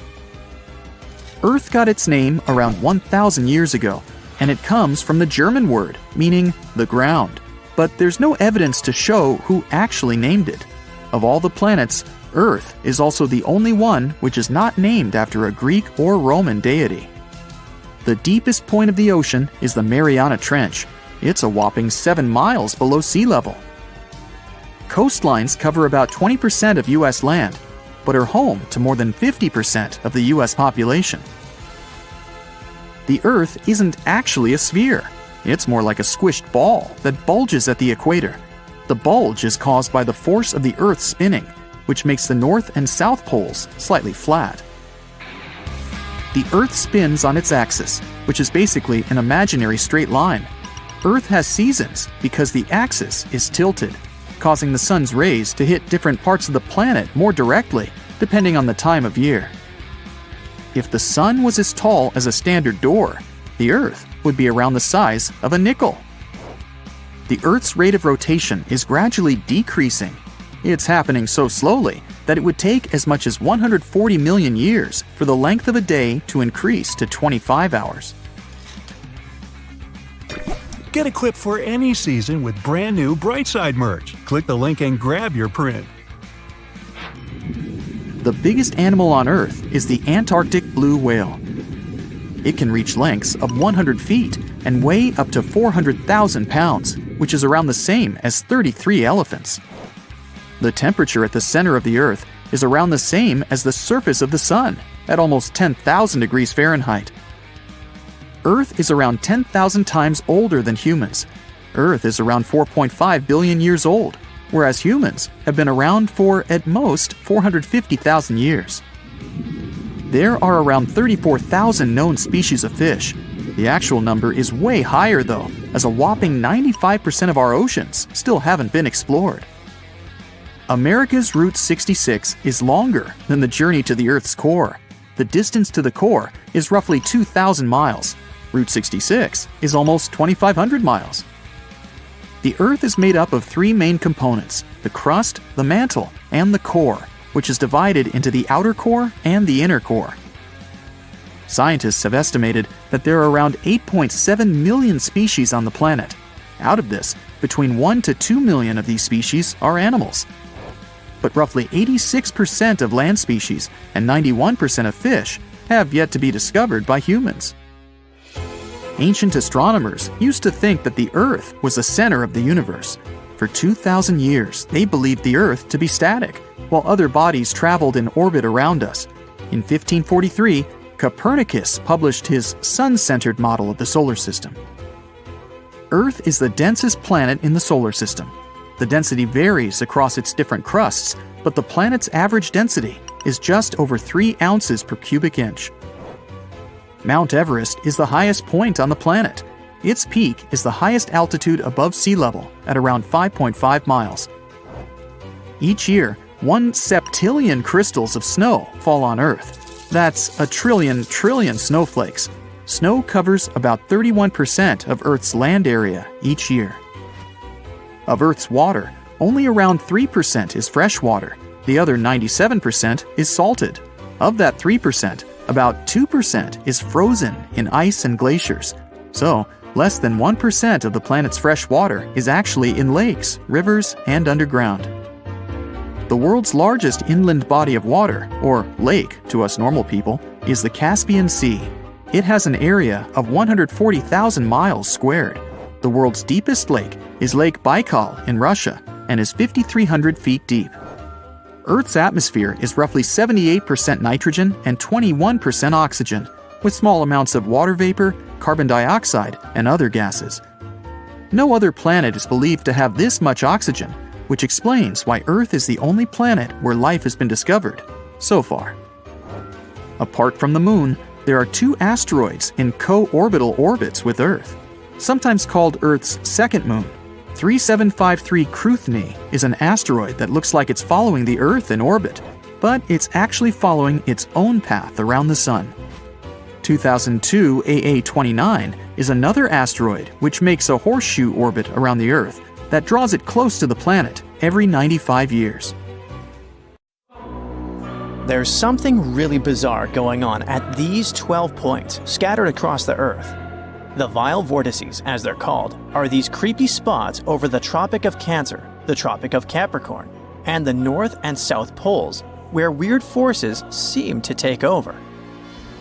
You've probably heard of the most famous one, the Bermuda Triangle. It's believed that more than 50 ships and 20 airplanes have mysteriously disappeared in this area, which is located between Florida, Bermuda, and Puerto Rico. But what most people don't realize is that the Bermuda Triangle actually has 11 siblings, and these other spots can be even more terrifying. Let's start with Mohenjo-Daro. This was a thriving city located in what is now Pakistan. Built around 2500 before the Common Era, this urban center was once home to about 40,000 people. But then, suddenly, people abandoned it by the year 1700 before the Common Era. In the 1940s, an archaeologist discovered 39 human skeletons at the site, which fueled the theory that the city was invaded by some other civilization at some point. But honestly, it's hard to confirm that, since archaeology doesn't really explain the city's sudden destruction or the disappearance of its people.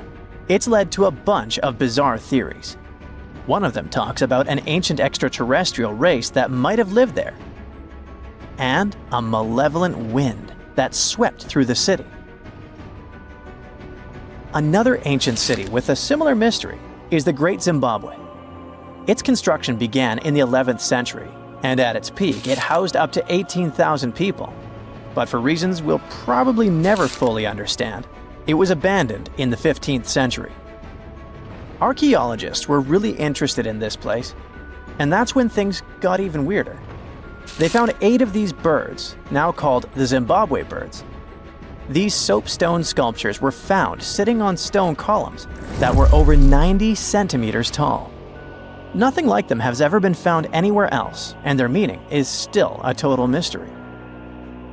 Some think each bird represents a new king, but other theories suggest they were ancient animals very dear to the people who lived there. Adding to the mystery, local legends talk about a strange, short man who's sometimes seen wandering around, but he always disappears before anyone can get close. Then there's Easter Island, another one of the 12 vile vortices. It's located in the eastern Pacific Ocean, and it's famous for its nearly 1,000 enormous statues called moai. We still don't know what they mean, or how they were made. Some of them are almost 30 feet tall and weigh as much as 80 tons. Today, it wouldn't be that tough to move and carve these statues, but we're talking about a period between the years 1100 and 1680. So nobody really knows how they did it.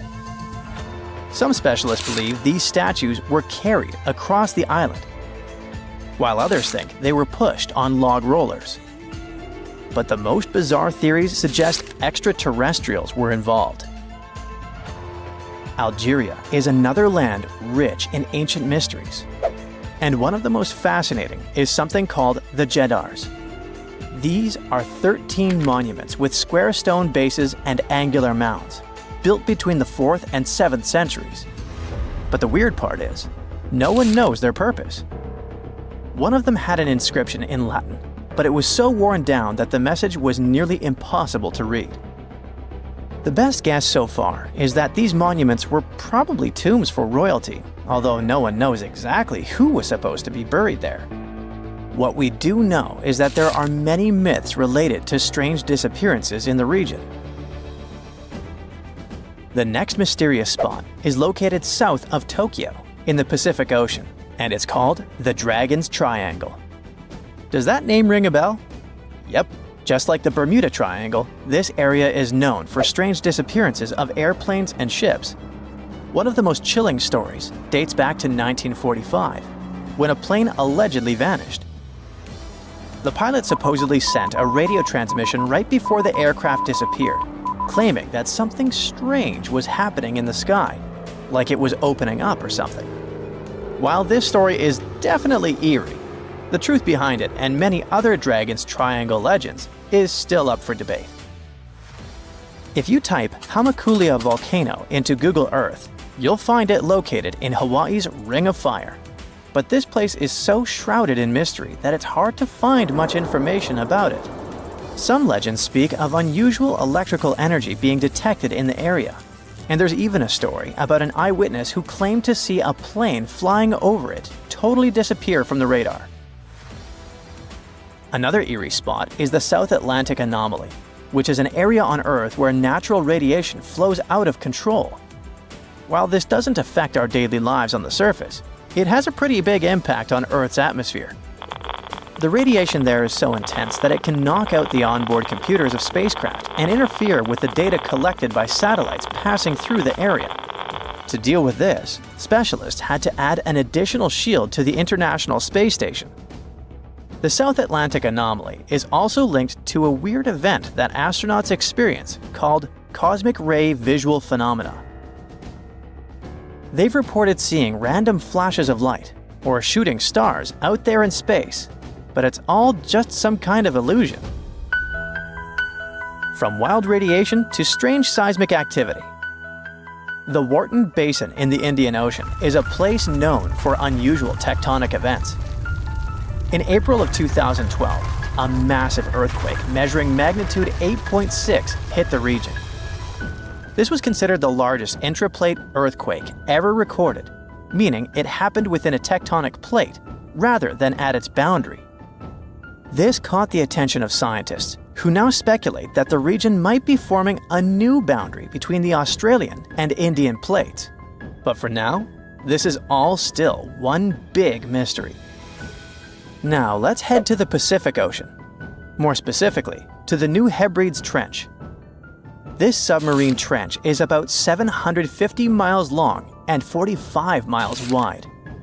It formed when the Australian plate slid under the New Hebrides plate. There's no doubt that this is one of the creepiest and deepest spots in the ocean. The danger isn't just down in the deep sea either, as this trench has been connected to several earthquakes that affected New Caledonia and Vanuatu. This area also has some strange features. For example, when scientists explored it, they didn't find a single grenadier fish down there. This type of fish is one of the most common deep-sea creatures you would expect to see in trenches around the Pacific. So why aren't they around the New Hebrides Trench? Maybe they know something we don't. The two remaining vile vortices are the North and South Poles. These two are on the opposite ends of the planet, but they share one thing in common: strange disappearances. One of the most famous stories from the North Pole happened in 1897. 3 brave explorers set out on a journey to reach the North Pole using a hot air balloon. But they never completed their mission. Their mysterious disappearance remains one of the most intriguing, unsolved mysteries in the history of Arctic exploration. The South Pole is also known for similar mysteries. It's believed that hundreds of people may be buried beneath the snow and ice of the coldest continent on Earth. Even with all the advancements in technology and knowledge, the South Pole can still be extremely dangerous for anyone who ventures there. The temperatures can drop to almost minus 130 degrees Fahrenheit, and the winds can get up to 200 miles per hour. And that's definitely enough reason to stay away. Now that you're familiar with the 12 vile vortices, let me tell you something even stranger. If you look at a map, you'll see that these places are arranged in a way that looks pretty similar across the globe. Here's the weird part. If you connect these spots where unexplained events have occurred, you actually form the geometric shape of an icosahedron. This could be just a huge coincidence, but the fact that these mystery spots align with this shape makes them even more intriguing. The protective shield of our planet decays and eventually fails. So do our satellites. First, communication satellites in the highest orbits go down. Next, astronauts in low Earth orbit can no longer contact their mission control center. And finally, hazardous, relentless cosmic rays start bombarding everything on Earth, causing havoc and devastation. Are these the terrifying consequences of the planet's magnetic field reversal we're going to face? Right now, as you're watching this video, Earth's north magnetic pole is extremely out of whack. It's so serious that scientists will have to update the global magnetic field model released a mere 4 years ago. Does it all mean that the magnetic pole of our planet will flip soon? Well, be patient, we'll figure it out a bit later. You see, the magnetic pole is moving quite erratically from the Canadian Arctic towards Siberia, and these movements are very unpredictable. But it's normal for the pole to be moving. There are long-term records from London and Paris that prove that the North Magnetic Pole moves randomly around the rotational North Pole over periods of several hundred years. But the most astonishing thing about its movement is that it's speeding up. Around the mid-1990s, the magnetic pole unexpectedly accelerated from a bit over 9 miles to 34 miles a year. And recently, the pole crossed the international date line, moving toward the eastern hemisphere. The European Space Agency launched extremely accurate magnetic field satellites in 2013. Thanks to them, researchers have superb data they can use not only to make magnetic field maps, but also to update them every 6 to 12 months. That's how they were able to notice that the core field was weakening too. It might be a sign that the planet's magnetic field is about to flip. To understand this process better, we need to figure out how the core field works. Let's say we've got a bar magnet that runs through the center of our planet and has a north and a south pole. This magnet is incredibly strong, representing about 75% of the intensity of our planet's magnetic field at the surface. Our bar magnet is not only moving, but is also getting weaker, by about 7% every century. Admittedly, this bar isn't the perfect representation of the core field. It's more like electric currents generating Earth's magnetic field. Still, this model makes it easier to see what's happening to our planet now. The magnetic field of our planet plays an important role in protecting us from dangerous radiation and geomagnetic activity, which is the product of the interaction between the solar wind and Earth's magnetosphere. Earth's magnetic field also moves. Scientists have been studying and tracking the movement of the magnetic poles for hundreds of years. The historical motions of these poles indicates changes in the global geometry of the magnetic field of our planet, and they may point to the beginning of the field reversal too. That's what the flip between the north and south magnetic poles is sometimes called. You see, if the north magnetic pole moves a bit, it isn't a big deal. But a complete reversal might have a serious impact on the climate of our planet, as well as modern technology. Luckily, such flips don't happen overnight. The entire process stretches over thousands of years. Plus, even though the magnetic pole weakens during a pole reversal, it doesn't disappear completely. So those scary events from the beginning of the video aren't likely to happen to us. The magnetosphere will continue protecting the planet from cosmic rays and charged solar particles, even though there might be some amount of particulate radiation that will make it to Earth's surface. Magnetic fields are generated by moving electric charges. If some material allows these charges to easily move in it, it's called a conductor. Metal is a great conductor, and we often use it to transfer electric currents from one place to another. In this case, the electric current is negative charges called electrons moving through the metal. The current is what generates a magnetic field. Earth has a liquid iron core. In other words, there are layers and layers of conducting material inside our planet. Currents of charges are constantly moving through the core, and the liquid metal is also moving and circulating there, generating the magnetic field. This magnetic field, in turn, produces something resembling a bubble around the planet. It's called the magnetosphere, and it's located above the uppermost part of the atmosphere. This layer shields and deflects high-energy cosmic radiation, which otherwise would be extremely dangerous to people and other forms of life on Earth. The magnetosphere also interacts with the ionosphere, the layer of our planet's atmosphere containing loads of ions and free electrons and capable of reflecting radio waves. The interaction between these two layers and the magnetized solar winds is what scientists call space weather. The solar wind is normally mild, and there's no space weather whatsoever. But sometimes, the sun starts shedding gargantuan magnetized clouds of gas that can accelerate to incredible speeds. They're called coronal mass ejections, or CMEs. They're ejected from the sun over the course of several hours.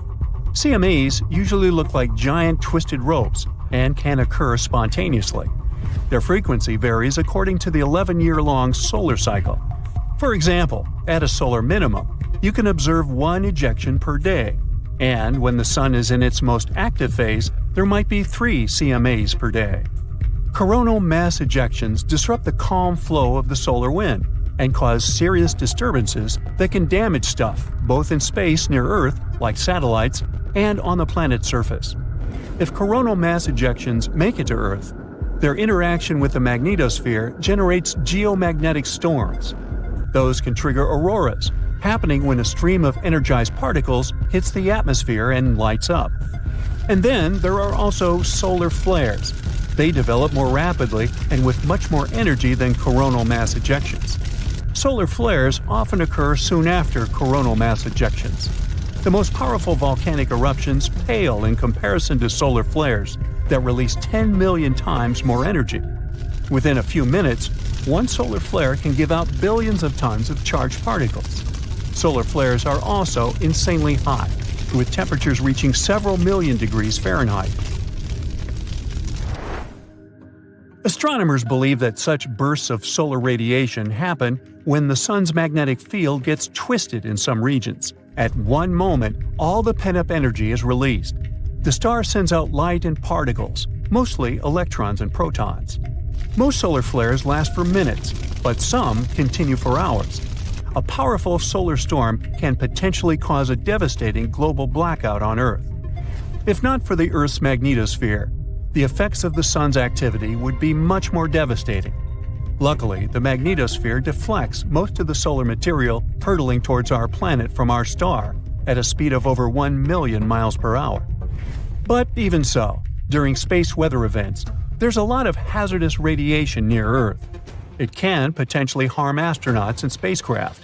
Plus, space weather can damage large conducting systems, for example, pipelines and power grids, by overloading currents running inside them.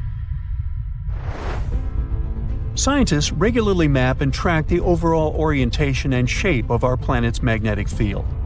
To do it, they use local measurements of the field's orientation and magnitude.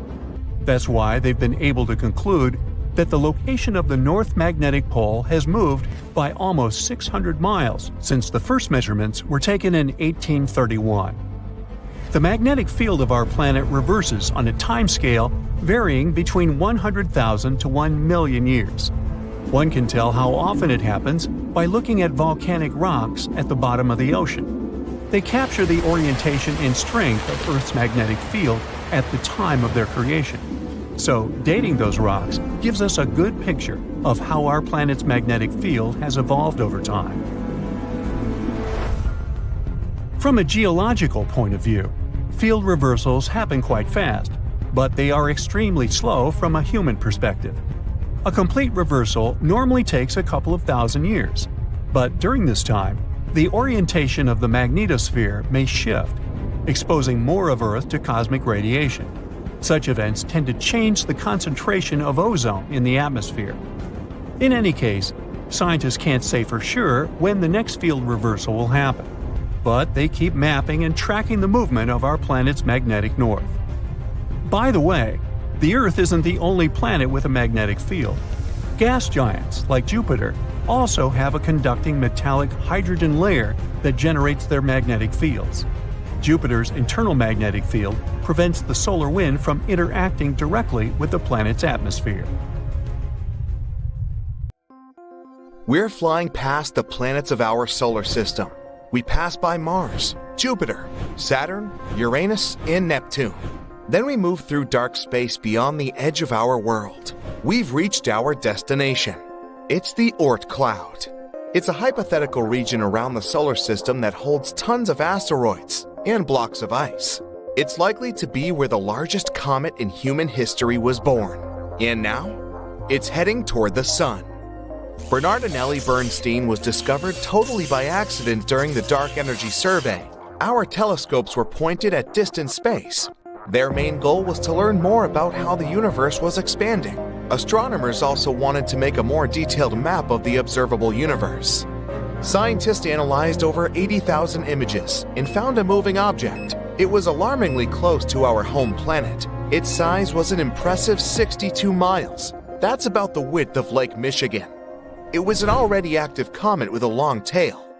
Usually, comets get a tail when they come close to the sun. The heat from the star warms the comet's surface, and light materials, like ice, begin to evaporate. This forms a cloud of steam and dust that stretches far beyond the comet. But Bernardinelli Bernstein is too far away from the sun to start heating up. This means that its surface has a different composition. It might be solid carbon monoxide.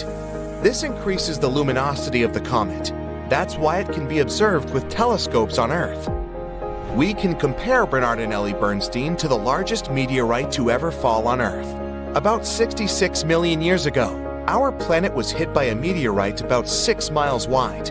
At that time, the blast wave from the collision went around Earth several times. Tsunami waves caused by the impact were taller than the largest skyscrapers, and the energy from the explosion set huge areas on fire. almost all living creatures, including dinosaurs and ancient fish, ceased to exist.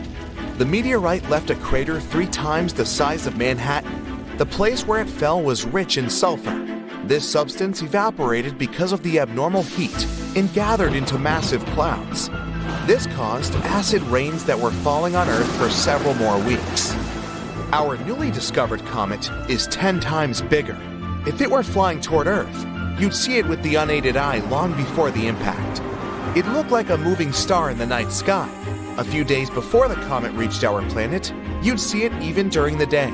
You'd be able to distinguish its long tail, too. When the comet entered the atmosphere, it'd produce a booming sound so loud you'd hear it on the other side of Earth.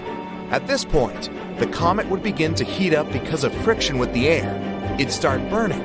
Countless pieces of debris would break away from the main body of the meteorite and fall to Earth. As soon as Bernardinelli Bernstein touched the surface of the planet, we'd see a flash so bright it'd outshine the sun. In a fraction of a second, a colossal amount of energy would be converted into heat. This would create the most powerful explosion in the history of our planet. It'd literally rip out chunks of ground and throw them into the air. The blast wave would incinerate everything within a few hundred miles. It continued to spread in different directions, breaking and bending trees. At one point, it reached snow-capped mountains and trigger huge avalanches that would cover many villages. The blast wave would go around the planet, shattering glass and buildings on all continents. Tsunami waves would be so high they would cover entire coastal cities. The most powerful earthquake in history would break the ground and create deep cracks. After the impact, billions of tons of dust and ash would rise into the air.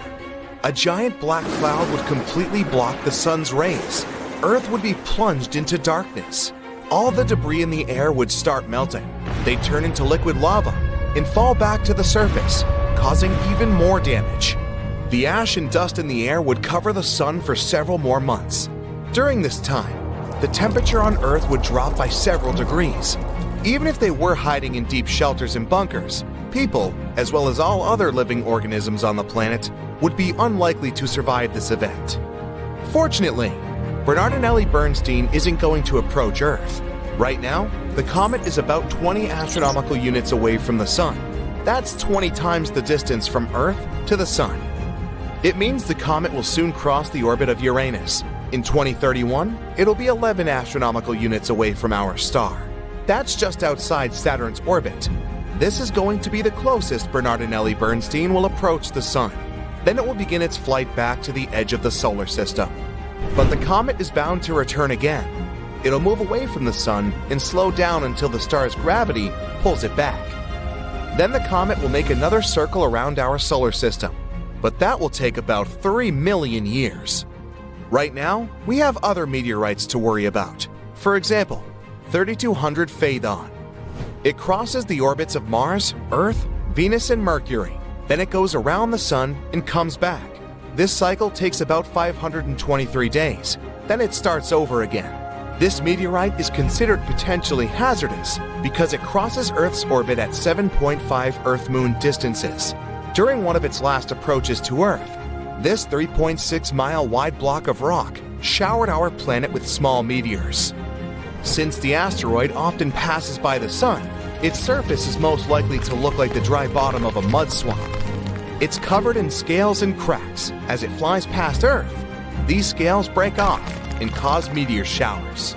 But the largest, potentially hazardous asteroid is the 1999 JM8.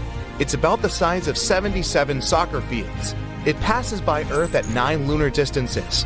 Its closest approach to our planet will happen in August 2137. If such a meteorite were to hit Earth, an entire continent could be wiped out. The rest of the world would experience massive tsunamis, but would survive the event. So naturally, scientists are thinking of ways to protect the planet from such a disaster. The first solution is a controlled Big Bang. One of the laws of physics says that if you apply some force in one direction, it'll cause a reaction in the opposite direction. So if we spot an asteroid that is about to collide with Earth, we'll need to send a rocket toward it. This way, we'll produce a controlled explosion, not inside, but right above its surface. The blast will be directed upward, and the asteroid will shift downward. Even this tiny shift would be enough to change the trajectory of the asteroid, and then it'll fly past Earth. Another way is to send a heavy object, like a spaceship, toward the space body. Every heavy object has its own gravity, so the spacecraft will have to fly close to the asteroid, which will attract the ship to its surface, but the engines of the spacecraft will resist. The ship will start pulling the asteroid in the opposite direction. This will change the trajectory of the asteroid, and our planet will remain intact. We can also ram the asteroid with the spaceship. Bam! Or we could build a space station, like the ISS. It would be equipped with a bunch of huge magnifying lenses. We would send the station closer to the sun and start looking for potentially hazardous asteroids. Then, we'd point all the lenses so that the sun's rays would focus on the giant rock. The heat would begin to vaporize the matter from the asteroid's surface. That's where physics would come into play again. The matter would evaporate upward, and the asteroid would move downward. We could also wrap the asteroid in a reflective film, something like foil. Usually, space bodies absorb most of the sun's rays, but if the asteroid was covered in foil, the rays would bounce off its surface. This would create a weak pushing force. That should be enough to avoid the collision. Of course, we could attach rocket engines to the asteroid. This way, we would be able to not only change its trajectory, but also control it. But that would depend on the size of the asteroid and the number of engines. And then, we could use this massive rock to ram it into other, larger asteroids.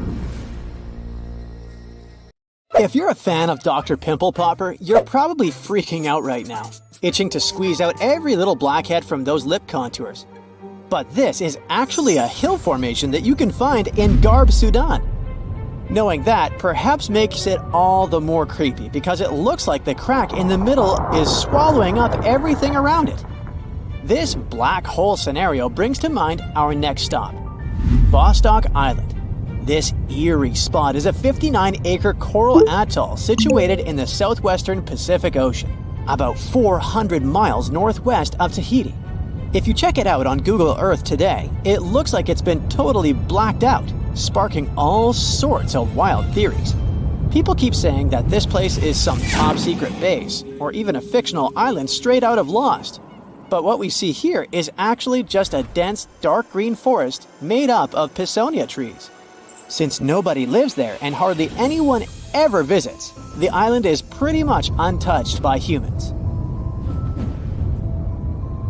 This massive star, or mandala, is situated just outside Beatty, Nevada.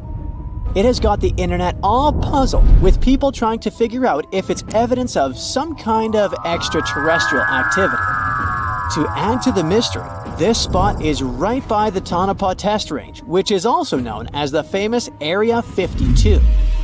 Despite its creepiness, it's probably just one of the thousands of crop circles that gained fame after Google Earth came along. This spiral formation right here is also located in Nevada, and it definitely looks like another chilling crop circle. But things get even stranger if you use the street view option. As you zoom in closer and closer, you'll notice that it's made up of carefully arranged rocks. This labyrinth, so to speak, is part of an open-air museum situated in the ghost town of Rhyolite.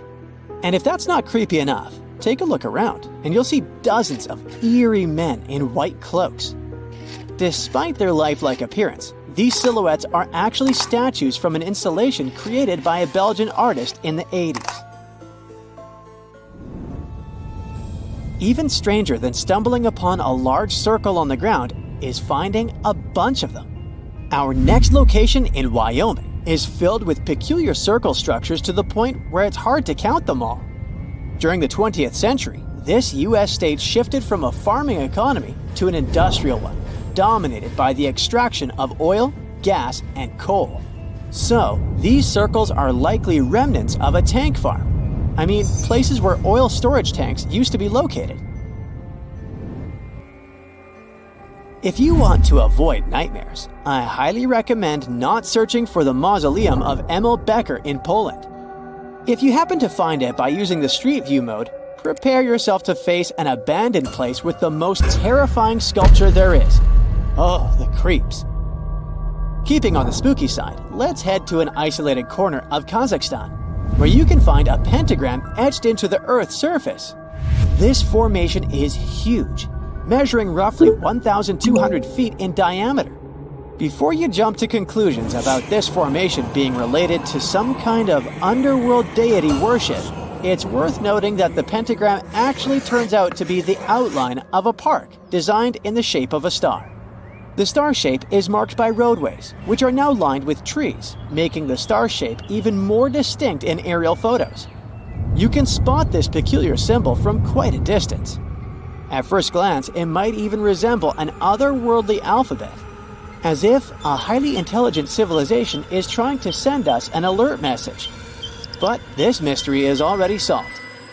We are in De Hoge Veluwe, a Dutch national park located in the province of Gelderland. And these lines are actually part of the park's logo. Search for these coordinates to find what looks like a land formation straight out of an extraterrestrial landscape, or perhaps a set from Avatar. This place, located in Inner Mongolia, China, is believed to be a granite mine. But it's a bit of a mystery why it has such a striking blue tone on Google Earth. If you check it out on Microsoft Bing Maps, for example, the same location appears in a much more natural tone. In the Australian outback lies a massive geoglyph known as the Maori Man. Discovered in the late 90s, it appears to represent an indigenous Australian man hunting with a boomerang or stick. The figure stretches for more than 2 miles in length and about 1.6 miles wide. It has deep furrows carved into the ground, which adds to the complexity of its formation and origin. Despite efforts to uncover its purpose, its origin is still a mystery. This is Desert Breath, located in the Sahara. Like many things you have seen in this video, this formation also sparks speculation about it being created by extraterrestrial beings. But a quick Google search clears up that mystery. It turns out this is an art installation created by a group of 3 Greek artists back in 1997. They went all out, moving around a whopping 280,000 square feet of sand and even creating a large pool in the middle of it. Egypt still holds many mysteries, and you can explore them yourself with Google Earth. That's how some people stumbled upon this striking triangular-shaped plateau and immediately jumped to the conclusion that they discovered a hidden pyramid. However, experts quickly dashed their hopes. They believe there's no plausible explanation for a pyramid to exist in this area, located 8 miles west of the Nile Valley edge in Upper Egypt. This discovery is likely nothing more than a hill that has suffered the effects of erosion, combined with a heavy dose of wishful thinking. In some cases, nature itself is responsible for creating frightening sculptures, like the Badlands Guardian in Alberta, Canada. If you look at it from above, you'll notice not 1, but 2 human heads emerging from the landscape. These gigantic beings were sculpted by rainwater erosion on layers of clay-rich soil. Ironically, additional human-made structures give the impression that this one is wearing wired headphones. It seems that deserts are a prime spot for discovering strange images on Google Earth. So our next stop is China. In the Gobi Desert, you'll come across zigzagging white lines that look kind of random. The first challenge for armchair experts was figuring out what these structures were made of, as it's hard to tell if they're painted on or dug into the landscape. There's still a lot of speculation about it on the internet. But the most plausible explanation is that this structure is used for calibrating satellites. This way, satellite cameras can focus on these large grids to orient themselves in space. Check out this intact plane that seems to have sunk beneath the ocean off the coast of Crooked Island, Bahamas. Some viral videos claim it's a crashed plane belonging to the infamous Pablo Escobar. The truth is that something lying on the bottom of the ocean can't be that visible, so it's more likely that it's a plane that was actually flying when Google captured these images. However, there is a strong belief that Pablo Escobar did have a plane that crashed nearby, but it was in another part of the Bahamas known as Norman's Cay. You can still spot it in shallow turquoise waters. Just search for Norman's Cay sunken plane. And there it is. If you're convinced that extraterrestrials are already among us, then go ahead and type in these coordinates on Google Earth. Explore the area using Street View, and wow, what is it? Of course, we're not talking about visitors from other planets, but this shadow of a gigantic creature still gives me the creeps. Turns out, it's just a person lugging around one of those 360-degree Street View cameras tucked away in a trekker backpack. So hey, if you take a good look around Google Earth, you might stumble upon more of these elongated necked beings walking around the globe. Arcturus, a huge red star. It's just bursting from inside out. The red sea of plasma on its surface rages and pulsates. The star burns anything that comes close to it. And now, plop! Arcturus is gone. But at the same moment, it reappears at the center of our solar system, replacing the sun. What we see in the sky isn't a small yellow dot anymore, but a giant red ball. It's 25 times wider and 30% heavier than the sun. Even though Arcturus is a little cooler, it's still a total nightmare for Earth. The distance from our planet to the star is now 25 times less. All the water in the oceans and rivers begins to evaporate. What used to be rainforests are quickly turning into a lifeless desert. But sunsets and sunrises now look amazing. Imagine yourself on the roof of the Empire State Building, watching the sunrise. First, you see the light over the horizon. It almost blinds you because Arcturus is 110 times brighter than the sun. Then, the star gradually climbs over the surface. The thick dot on the horizon gets wider and wider. It continues to grow until the red star is everything you can see.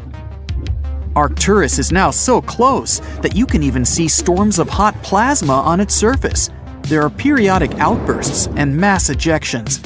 Huge amounts of matter are ejected from the surface of the star at speeds of up to 1,200 miles per second. The matter takes the form of a loop attached to the star at both ends. And you have to wear a super advanced spacesuit to be able to observe such a sunrise. Life on Earth ceased to exist long ago under these conditions, and it's going to get worse over time because every 8 days, Arcturus's brilliance increases, and soon our planet will become more like Venus. It's so close to the sun that the high temperature makes any life there impossible. Okay, let's let our planet cool down a bit and put Proxima Centauri in the center of our solar system. It's not a red giant, but a red dwarf. This star is almost 7 times smaller than the sun and almost 9 times lighter. Now our oceans and rivers are not evaporating, but freezing over. Forests and jungles are covered with snow. In about a week, there won't be a single place on Earth where the temperature is above freezing. Even plants that are used to the cold will cease to exist. They mostly feed on the sun's energy. Now, they begin to starve. But there will still be water deep beneath the ice layer. It'll be heated by the hot core of our planet. Microorganisms will still be able to survive. It's much darker on Earth too. It's like an endless twilight here. Oh, and we can barely see the moon. The thing is, it doesn't produce its own light, but reflects it from the bright sun. With Proxima Centauri instead, the moon will lose its brightness.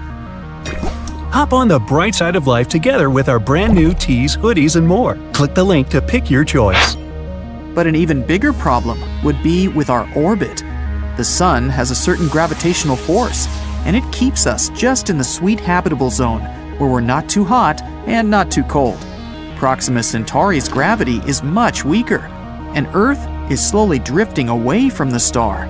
We now run the risk of encountering asteroids flying through space, or even other planets. But the worst-case scenario is if Proxima Centauri simply can't hold our planet, and we fly away into dark space. Then, you can forget about any forms of life here. Now, let's put Sirius at the center of our solar system. It's the brightest star in our night sky. It's only 70% bigger than the sun, but almost twice as hot. So its glow is not only bright, it's sizzling. And its light is not yellow, but somewhere between blue and white. You couldn't go out in the city without sunglasses, or Sirius glasses. Still, you wouldn't want to walk the streets, where the asphalt is boiling anyway.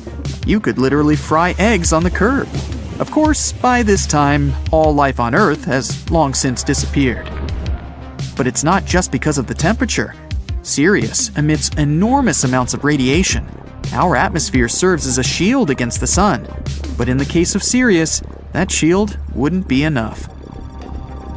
Now, why don't we take a more bizarre approach and make ourselves a double star system? These are two stars that revolve around a common center. And there's our Earth, safe and sound. It's all about the size and brightness of the stars. These two aren't too big, and they give off as much light as our sun. All that matters to us is that our planet is in the safe zone of the double star system. At sunrise, you first see one star appear from below the horizon, and then, a couple of minutes later, the other. The only problem is that this beauty may soon explode with enormous force. In binary systems, one star is always heavier than its companion. Sooner or later, it starts pulling matter away from the smaller star. Gradually, the bigger star just eats its neighbor. Then the big brother can reach a critical mass and explode. This explosion would be about as strong as a supernova. It would destroy our entire solar system. The light from this explosion would be visible for hundreds of light years away. And after that, there would be a huge nebula in the place of our star system. It's stardust and particles that are left from our world. Yes, there's one at the center of our solar system now. We know black holes are scary, mysterious objects that pull in everything in their path. But even around a black hole, there is a habitable zone. You just have to be far enough away so that it doesn't drag you down into its black abyss. Mercury and Venus would be too close to the black hole, so most likely they'd be torn apart and then head for the event horizon. This is the last stop before hitting the singularity, the heart of the black hole. There are only two problems: light and time. A black hole pulls light in instead of emitting it, so the Earth will quickly become dark and cold. And time goes slower around heavy objects. Near a black hole, 1 second can be equal to weeks or even months away in outer space. We won't feel this difference, but the entire universe around us will develop faster relative to us. Any object can become a black hole if it's compressed to a certain size. For example, the sun can become one if it's shrunk to a width of 3.7 miles. And even the Earth, if you squeeze it to a width of 0.7 inches, it becomes a black hole. Oh, now there's some little rock lurking in the center of our solar system. It's a neutron star. It's about 18 miles wide. Some meteorites are much bigger than that, but it has a mass comparable to the sun. So its gravitational force is about the same, and our planet's orbit is intact. But the problem is that neutron stars emit next to no visible light, so it's now permanent night on Earth. Still, it gets very hot here. When a neutron star is born, it can be several times hotter than the sun at first, but it quickly cools down to the temperature we're used to. So there's a chance that all life on Earth hasn't yet been scorched. Another problem is that these little guys are rapidly spinning and can become pulsars. It's kind of like a powerful spotlight on two sides of a spinning star. Neutron stars also eject radiation at tremendous speeds. These rays will make our planet literally sterile. No life form would be able to exist under these conditions. And now, it's time for the biggest star ever known, Stephenson 218. This red giant is 2,150 times larger than the Sun. And if we place it at the center of our solar system, its edge will lie on Saturn's orbit. So Mercury, Venus, Earth, Mars, and Jupiter are already swallowed by the huge star. Saturn, Uranus, and Neptune are roasting like chestnuts on a fire and will soon evaporate. In fact, this could happen to our sun as well. The older it gets, the redder and bigger it becomes. It'll eventually run out of its fuel, hydrogen, and the sun will start to burn heavier elements in its core. This will cause it to expand. Then we'll see more beautiful sunsets and sunrises, but the temperature will become too high. In theory, the sun will get so big that it'll swallow the Earth, and then it'll explode in a supernova, leaving nothing of our entire solar system behind. Shiny. Whoa, something doesn't feel right. Everything seems shaky. It's definitely not an earthquake, and it's actually getting worse. The clouds seem to move quicker than usual, and the animals are going into a frenzy. The news anchor pops up on the TV in an alarmed tone and says, "Good morning. We're sorry to interrupt your program. Scientists have just discovered that the Earth's rotation has been fluctuating at an unusual rate. A group of specialists believe that the Earth is increasing its rotation with every second, and they don't know why." Even if the Earth increased its speed by 1 mile per hour, the day would only get shorter by a minute and a half or so. We wouldn't really feel it, and you could go on like nothing is happening. But as the Earth spins faster, our bodies, which are adjusted to a 24-hour timing, will have a hard time trying to cope with it. If you live by the equator, that means the rotation of the Earth is going quicker than at the North and South Pole. The area by the equator needs more time in order to complete its full rotation from the starting point. You'll experience more rain than usual. The Earth's rotation keeps the weather consistent and balanced so that nothing abnormal happens. But because the Earth is moving so fast, the weather is acting up. We'll start to see more storms and more cozy days inside, sipping on hot cocoa. Even though it seems weird, everyone can go about their day. But if the Earth picked up some speed and moved at 150 feet per second, the day would be reduced to only 22 hours. It kind of makes you feel jet-lagged 24/7. Every business works with the 24 hours a day schedule, so taking away even 2 hours can have catastrophic effects on the world economy. The whole calendar will have to change and adjust to the new timing. Clock designs will change with the new midnight, replaced with 10 o'clock. And with each week, the hours will shorten, so there will be no proper way of telling time except by sunsets and sunrises. The weather will continue to get worse and worse, feeling like the rain will never stop. The animals that rely on weather patterns won't know how to function, and mass migrations will occur from almost all species of animals. Flocks of birds will be flying everywhere and reach places they normally won't go to, affecting the whole food chain and ecology. Woods, jungles, and other places where animals roam are kept in proper balance when unaffected by humans. If it constantly rains in certain areas, then floods will force animals to move to other territories and compete with the predators in the area. If the Earth picked up speed every day, then standing on a scale in the Arctic would tell you weigh 180 pounds. But around the equator, you might weigh about 179 pounds. That's because of the extra force opposing gravity in that area. With the Earth spinning faster, all airlines around the world stop, since the radar systems have gone haywire and the weather is too dangerous to fly. Everyone has to get around by car. Satellites are positioned in such a way that it's crucial they remain where they are in order to bounce signals to us. Because of what's happening, Wi-Fi and TV signals can't go through. Communications around the world, like hurricanes, will be stronger than ever and have more energy for destruction. And still, at 100 miles per hour, the equator will now be swallowed up in the water. The Amazon basin and small islands will now completely submerge in water by around 50 feet. Most of the plant life will be endangered, especially by the equator. With woods threatened by floods, more animal environments will be in jeopardy. The trees and plants won't survive so much flooding.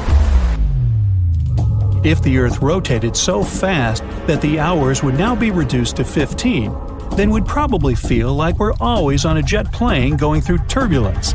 It would be impossible to sleep if the Earth kept picking up speed every second of the day. So days would be around 7 hours long as well as nights. The whole world would be flooded, except for the highest points and the tallest mountains. If that happens, humans will most likely end up there clinging to the last remaining clear patches of land. Most of the animal life will be extinct as well. And as the Earth is spinning faster and faster, the crust will lose its durability, allowing more frequent and stronger earthquakes to happen.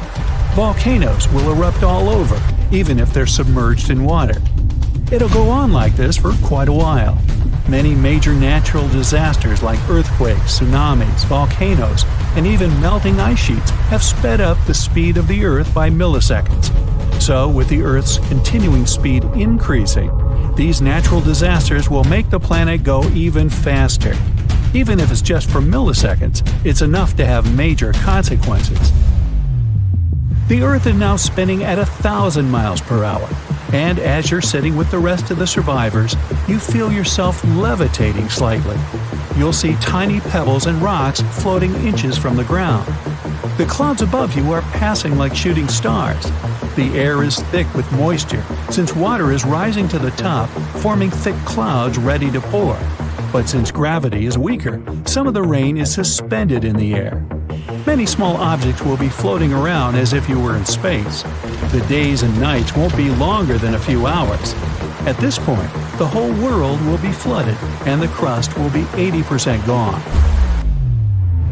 If it goes on any longer, there won't be any living things around, probably except for microscopic creatures that can withstand extreme and harsh conditions.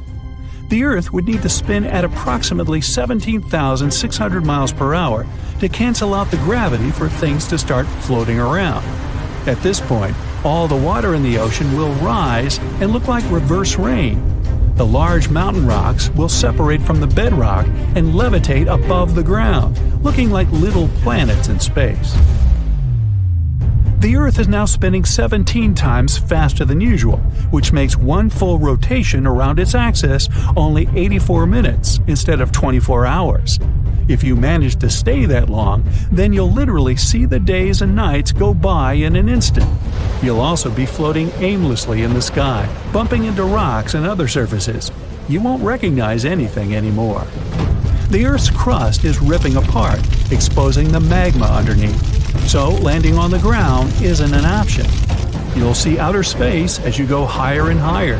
You won't know how fast you're going, but all you know is that you're probably the only human left in this spinning world. The Earth will eventually spin so fast that the rest of the layers will start to peel off, exposing the Earth's interior. It'll start to squeeze itself from the core until it becomes similar to a pancake. Nothing can survive at this point. So much heat will be produced from the core that the planet will heat up like a microwave. All the water will disappear, and it'll look like a red dot in the solar system. And once it starts to approach the speed of light, time will freeze. The rocks and floating elements won't move and will eventually be distorted. And with enough effort, the Earth will eventually turn into a black hole. Of course, nothing like this will ever happen. According to scientists, Earth will most likely slow down in rotation. Ever since the Moon came into the picture, the Earth has been slowing down by around 4 miles per hour every 10 million years or so. That's because of the Moon's gravitational pull on our little blue planet. It'll most likely go on that way. So hey, what's your hurry? You're in the middle of the Sahara. You see a huge awning with a red target pattern. Its surface is so hot you could fry food on it. A drop of water is to hit the center of this target at the speed of light. Theoretically and technically, this experiment is impossible to conduct. But if it happens, then mysterious nothing awaits us. And each version of this nothing will be different. So we'll do 3 drops. Option 1. It's better to do it from a great height or space. You take off on a jetpack into the stratosphere. You have a bottle of water in your hand. You pour out 1 drop. Let's say it starts accelerating itself.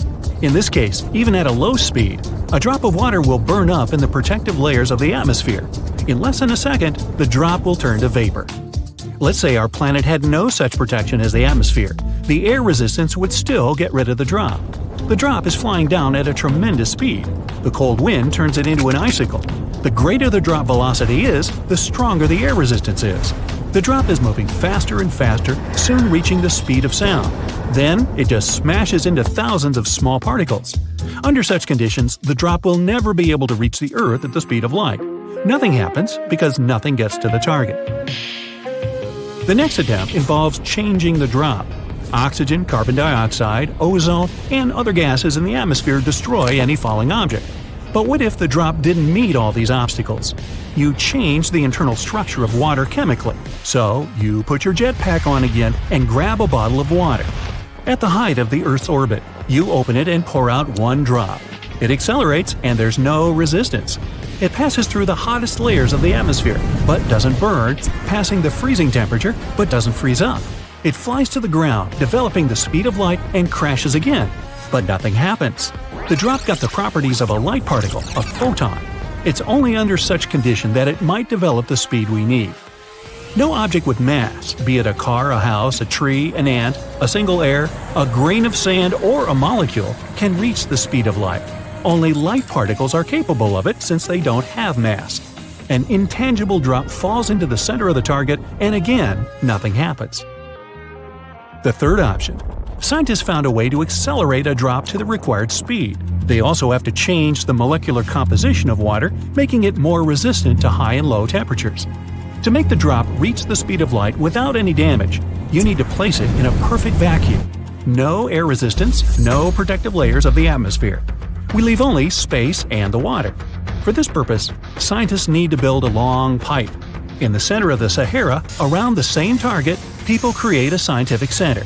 From here, the pipe should go up. Its height is approximately the distance to the International Space Station. That's 254 miles, which is about the height of 50 Everest mountains. You can't connect to the ISS itself as it's moving all the time. It revolves around the Earth, completing one revolution in 90 minutes. That's why astrophysicists and engineers should build a small station designed for one person.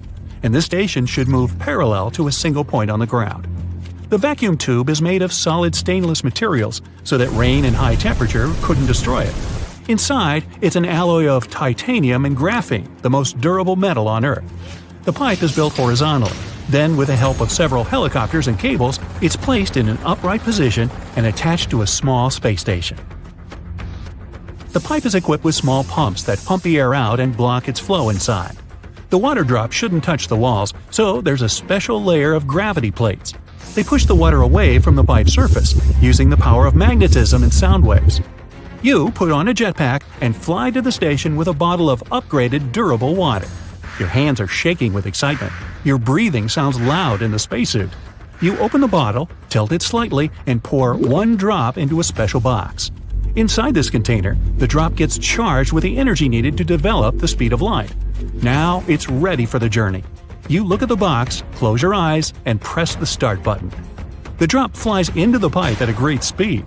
From the powerful blast wave, the entire station is thrown to the side. The drop accelerates, and at this point, the pipe made of the strongest metals on Earth begins to melt like ice cream. There's so much energy in the water now that it would be enough to provide electricity to a small city. And now the drop reaches the speed of light, which is 186,000 miles per second. The pipe turns to dust. It doesn't matter whether the drop hits the ground or not, because there will be nothing. Literally, all material objects, cars, houses, fields, oceans, computers, planes, ships, flowers, trees, should I go on, will disappear. Intangible things, such as gas, air, radio waves, electromagnetic radiation, billions of terabytes of digital information, all this will also be gone. Boy, are you in trouble. Any sound, shouting, music, the phone ringing, will be impossible to create and hear. The light will disappear, and then there will be complete darkness.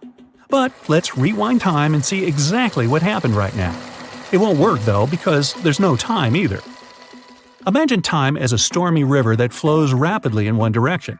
Then this river falls into an endless pit and disappears completely. All this happened because a drop of water crashed into our planet at the speed of light.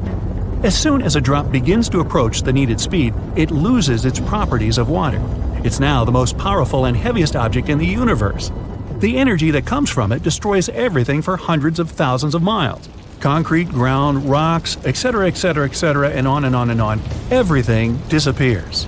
In the first second, it all gets shattered into millions of tiny pieces.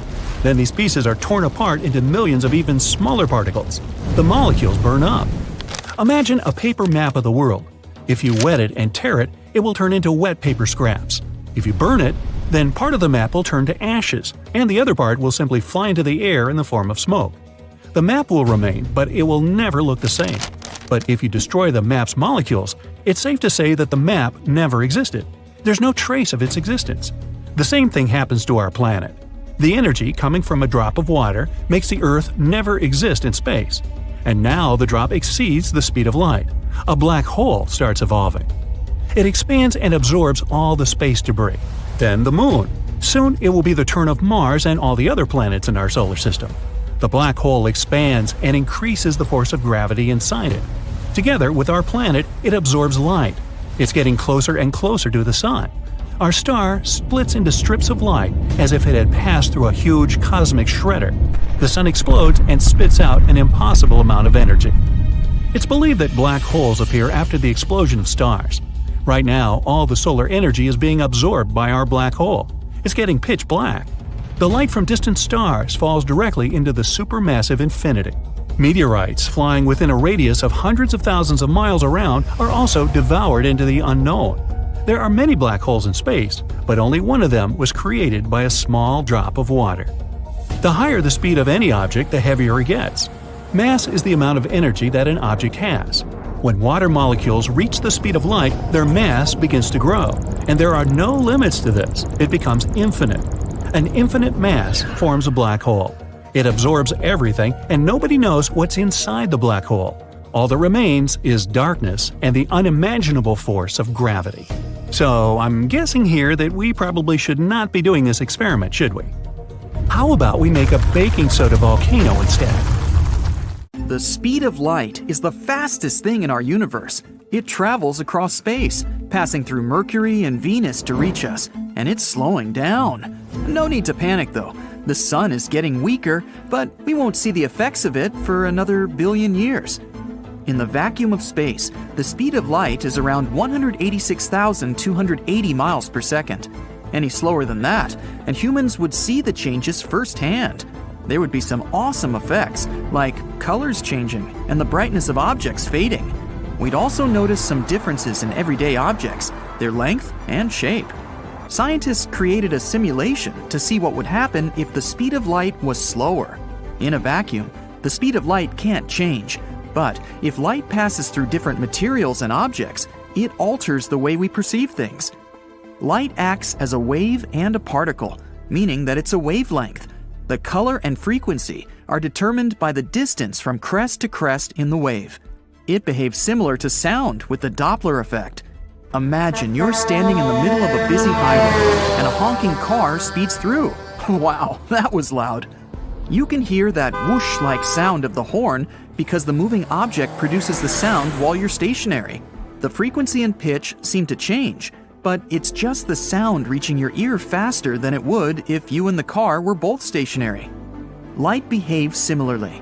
The wavelengths change if the speed changes. Moving toward a light source and making the wavelength shorter will shift the color to a blue and violet hue. Moving away from the light source, and you'll get something more reddish.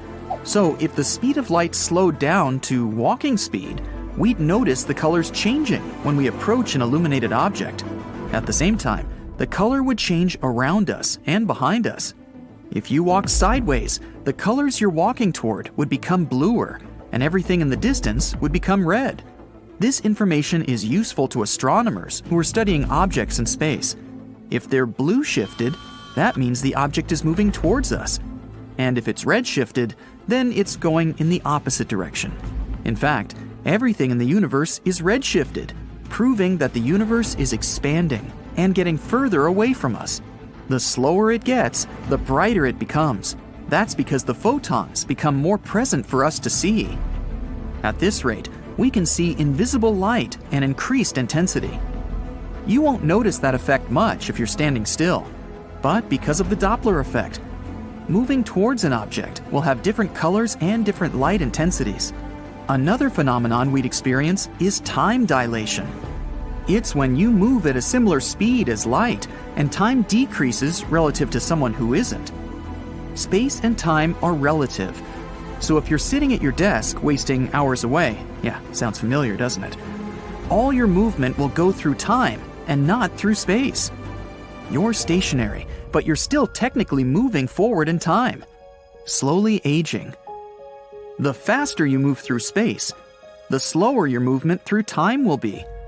If you move at the same speed as light, then all your movement will be through space and not through time. To notice that, you'd need another person to watch you. You're not in a time machine. You're both on Earth experiencing the same time flow. To you, experiencing this firsthand makes it feel like you're going faster, because you're getting a lot more movement in space in a given time. The closer you get to the speed of light, the smaller you become. Well, not really, but it depends on who's watching. If you're the one traveling at such a speed, an object nearby will seem small, just as someone who's watching you travel at the speed of light will think that you're smaller than you actually are. The simulation that the MIT scientists conducted showed that if the speed of light drops, everything will become stretched out like a pancake. If you see mountains in the distance and then run at the speed of light, they will appear further away. Objects will become distorted, and it will feel like you're getting to a certain place faster because time has slowed down for you. If you're standing completely still and someone standing on your left-hand side throws a cube-shaped object over to your right-hand side, then naturally, you'll see one side of it unless it flips around. But in this new reality, you'll get to see the front side wrapping around the visible side you're seeing. If you're moving at the same speed as light in an infinite space, everything will be stretched out as you reach infinite speeds. In a world where people can walk at the same speed as light, we'll perceive nothing as normal. We'll have to get used to the way we see objects. Every movement we make will result in drastic shifts of colors. Even turning your head to look at something will feel weird. Let's say you're in a supermarket buying groceries, and you walk from aisle to aisle. The milk at the end of the counter will look like it's really close to you. But when you approach it, you'll start to feel like it's getting further away from you. The milk will also look a bit red. As soon as you get closer to it, it will shift to blue. If someone is passing through with a shopping cart, you'll see it as a sort of 3D model of a shopping cart. The color will shift as it gets further away from you. It will appear far away, but it's right in front of you. In fact, we don't really know the actual speed of light. Physicists gave it roughly 186,280 miles per second, but that constant is just for them to calculate other scientific stuff so we can understand it better. The problem is that we can only measure light with light beams and mirrors. But it's not like all we have to do is point a light beam at a mirror and measure its original path and its reflected path. Einstein's theory of relativity states that the original path of light moving from the source to the mirror may not be the same speed as the reflected light from the mirror back to the source. Hypothetically, if it takes light 10 seconds to travel from the source to the mirror and then back to the source, then we can conclude that each trip takes 5 seconds. But Einstein's theory is that it could take 9 seconds for light to travel from the source to the mirror and only 1 second from the mirror back to the source, or vice versa, or maybe completely different numbers altogether. That's why it's so difficult to measure light. A breakthrough came out for scientists when they managed to slow down the speed of light to 0 without losing its brightness. They did this by using ultra-cold atom clouds made with photonic crystals. These crystals are materials punctured with billions of tiny holes where light can refract. But what if we lived in a world where light stopped halfway? You'd wake up one morning and feel like it's twilight. You'd open the curtains and see that many car lights are on but aren't so bright. You turn on the lights in your room but feel like the bulb is tapping out. You replace it with another one, but it doesn't do the trick. You turn on the lights everywhere in your house, but it's all just giving weak light. You're confused and try to check if there's a problem with the electricity in your house, but it seems to be working well. You check on your neighbors, and they also have the same problems. Even experts in the field can't understand what's going on. Hours pass, and it's all the same. All the light in the world seems to have frozen halfway. Your phone is low on brightness, even though you bumped it up to maximum. Everything is getting darker. You learn from the news that it's a global problem. Light is slowly diminishing, and soon there won't be any of it in the world. You decide to wait it out while everyone else is panicking. Cold and seemingly infinite expanses of the Arctic. The white of the snow is blinding. In this vast and empty space, there's a dark dot. Getting closer, it turns out to be a small research station. one door and one window. An old antenna on the roof wobbles from the strong winds. You're sitting inside this hut in warm clothes, drinking hot tea. An electric generator hums under the table. It's connected to a TV and game console. You take the gamepad and select the video game you want to download.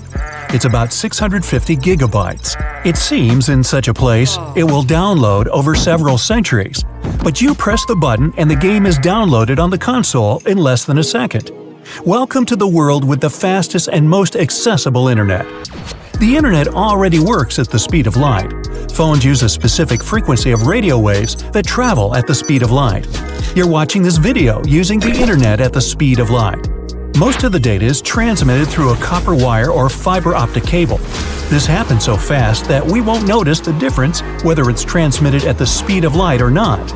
Wi-Fi also uses radio frequencies to transmit signals between devices. The fact is that the speed of the internet is not about how fast a file travels from one device to another. It's about how much data is transmitted over a certain time. So, let's imagine that data of any size can be loaded at the speed of light. 300 gigabytes of several movies in 8K, 400 gigabytes of a video game with ultra-realistic graphics, 1 terabyte of a project for a graphics editing application, and all of this is downloaded to your device in 1/100th of a second. The internet is a connection between computers. For everything to work correctly, the computers connect to a router. This thing works as a controller. It makes sure that the message from one computer reaches the other without any confusion. When there are too many computers, you need more routers that connect to other routers.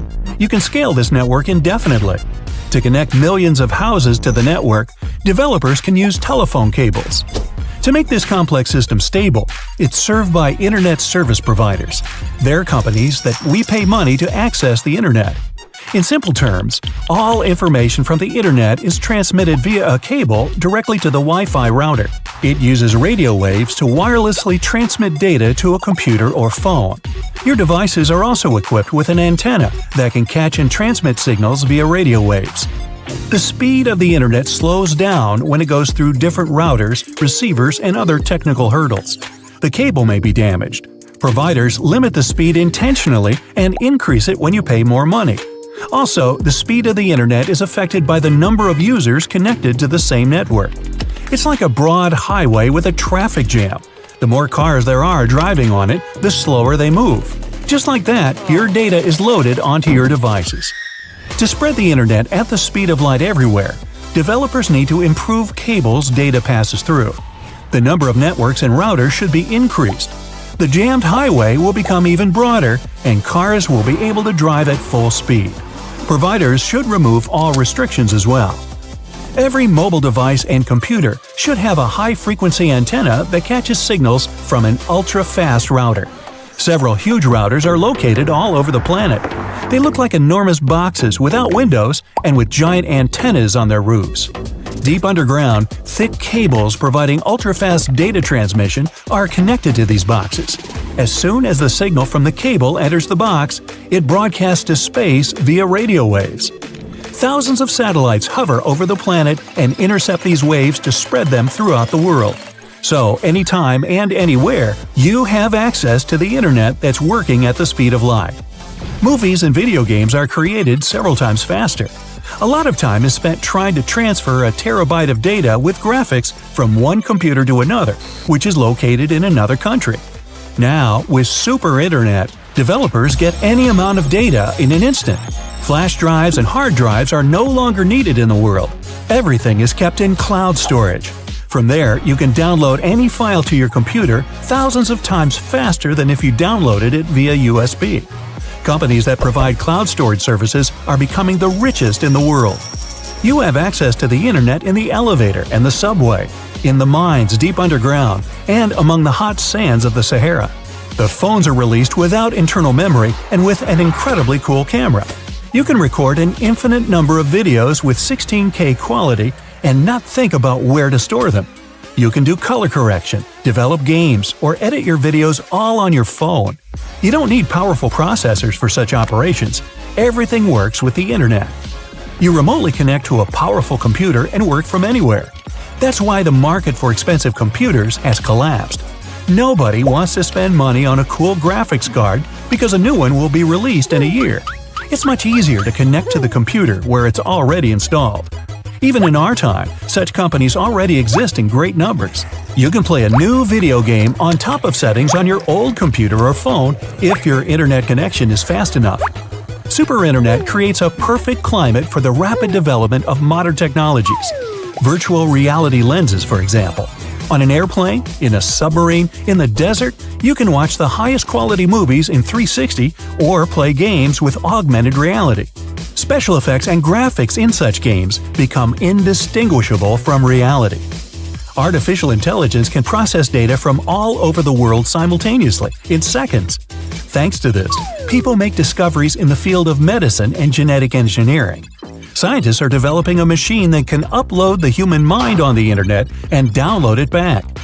Each user's cloud storage accumulates so much digital garbage that people hire special companies to clean up terabytes of useless data. A huge amount of energy is consumed. It provokes an increase in the price of electricity.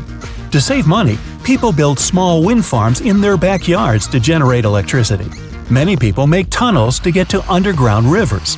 Using special equipment and a powerful water flow, you can create a home hydroelectric power plant. The roofs of most houses are covered with solar panels. The internet is becoming as familiar to the world as the air. There's no longer a place where you can't connect to the web. Some vloggers put a phone in a box made of refractory metals and threw it into the mouth of a raging volcano. Even then, the connection wasn't broken until the phone melted. In a few years, the data on the internet as a whole increases thousands of times.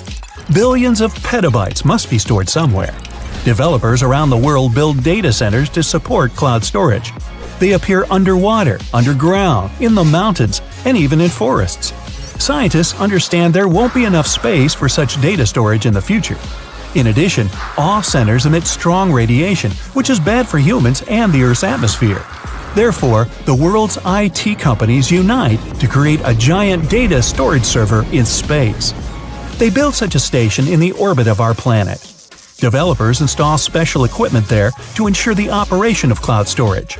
Every year, the station grows in size. It receives energy from solar panels. After a few decades, the data center becomes a cube half the size of Earth. You can look out the window and see its outline in the blue sky, better than the moon. At night, millions of light bulbs glow on it. An enormous area on the moon is covered with solar batteries to provide the cube with additional energy. Now it looks like a disco ball. Humans colonize Mars and take the super internet there. Now you can make a high-quality video call to a friend who is on the red planet. Electronic satellites suddenly go out of control. There are voltage surges across the globe. In some places, there's a complete blackout. Scientists have little data on this incredible solar behavior, so we're still unable to accurately predict how or when exactly the next geomagnetic storm will happen. One such event took place back in July 2012, but thankfully it missed us. Not by far, though, by a mere 9 days. Just to give you a glimpse of what nearly happened, I need to explain some astronomical basics. A solar storm is a series of effects we feel here on Earth after certain events occur on the Sun. Our star is nothing more than a huge ball of molten gases that are constantly moving around, so these events happen more often than you'd think. For a solar storm to begin, our Sun needs to emit bursts of energy.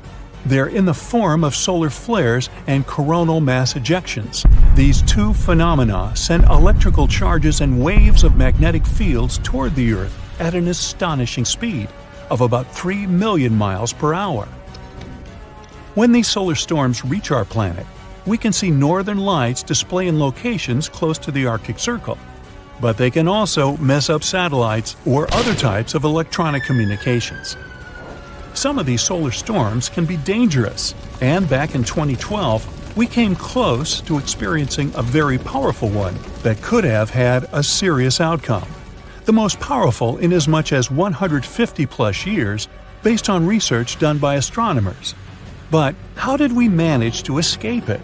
Did we have something to do with it, or was it just a pure coincidence? What we do know is that one of those coronal mass ejections did hit the Earth's orbit in late July 2012. Our planet had already left that specific location as it was on its scheduled trajectory around the Sun. So you might be asking yourself at this point, what if it didn't miss us? Turns out these intense solar storms are dangerous to all sorts of technological objects. Given we are now literally surrounded by electric objects, from our phones to our cars, try to imagine what would happen if they all stopped working all of a sudden. And here's how they work. Solar storms start with an explosion, or a solar flare. Then X-rays and UV radiation travel to our Earth at the speed of light. Some of the side effects? Well, they can include radio blackouts and GPS navigation errors. The effects can continue as minutes, or at times hours later, energetic particles reach our atmosphere. They move only a bit slower than the speed of light, but they can electrically shock the Earth's satellites and damage their components. Lastly, about a day later, clouds of magnetized plasma reach us as well. They can cause huge power blackouts, more or less paralyzing everything with an electrical plug. We might not even be able to flush our toilets, since most water supplies in cities use electric pumps these days. The effects of these geomagnetic storms would be different around the world, though. Solar storms are curious by themselves, but why do they affect some locations on Earth more than others? Based on recent research, geology has a lot to do with it. But I need to take you back a bit to paint you the bigger picture. Buckle up, because we're taking a trip in the time machine to a time when the moon didn't even exist yet. 4.6 billion years ago, our solar system looked a lot different than it does now, and that's putting it lightly. Hundreds of new planets began to form around the new sun. Planets like our own Earth, Venus, or Mars were still hurtling around the cosmos. Back in the 1970s, an astronomer named Donald R. Davis developed a theory that said the moon was born when another planet hit a newly formed Earth about 4.5 billion years ago. He also indicated that it might have been the size of Mars and later named this planet Theia. It's difficult to imagine what that impact might have looked like, even with the equipment we have these days. The astronomers suggested the giant impact hypothesis, trying to piece together this mystery. After running into our planet, the outer rocky layers of both Earth and Theia were projected into a circle of cosmic matter. Out of this debris, what we now know as the Moon was born. The Earth's core has apparently consumed Theia's iron core, that is, if it had any. Our planet also got into the position it occupies today. This way, it became more susceptible to geomagnetic storms. Back then, there was little to no information as to what might have happened to Theia, apart from giving us our only natural satellite. It took several years for a series of scientists to come up with an exciting new idea that revolutionized what we knew about our planet. What was left out of Theia is hiding under 2 continent-sized layers of rock deep within our planet. This theory is also one of the only explanations for why the moon is so dry and doesn't have much of an iron core. But why is geology so important when it comes to geomagnetic storms? Well, that's because recent data revealed that the type of rocks below your feet can affect how well your city adapts after powerful geomagnetic storms. Some types of rock, like sedimentary rocks for example, generally have more space filled with water, which makes them electrically conductive. Other types of rocks are denser and have more resistance when it comes to electricity. Whenever such a storm happens, people living in the New England Highlands may have a higher risk of experiencing major disruptions. At the same time, those in the mid-Atlantic coastal plain have less to worry about, simply due to what's hidden beneath their cities. How did we know how scary these storms are? Well, this wasn't the first time it happened. Solar storms have dazzled the astronomer community for many years now. The most iconic event of this magnitude was the Carrington event, which happened way back in September 1859. It gave us a sneak peek of what the power of the sun is, to say the least. They named it after an English astronomer, Richard Carrington, who witnessed the solar flares himself.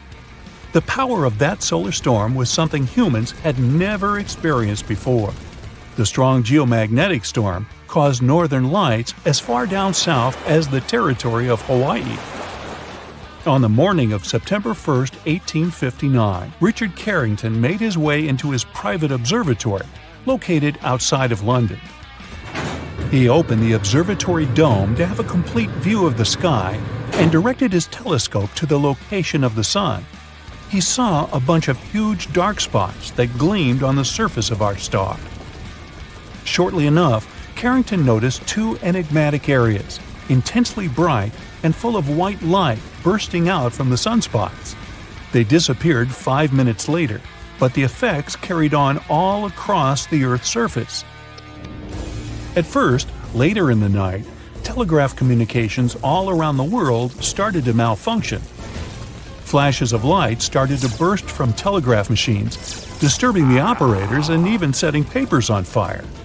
Brightly colored auroras started to appear in the nighttime skies all over the world, making confused birds chirp at night. Some people even began their daily activities, since they mistakenly thought the day had already begun.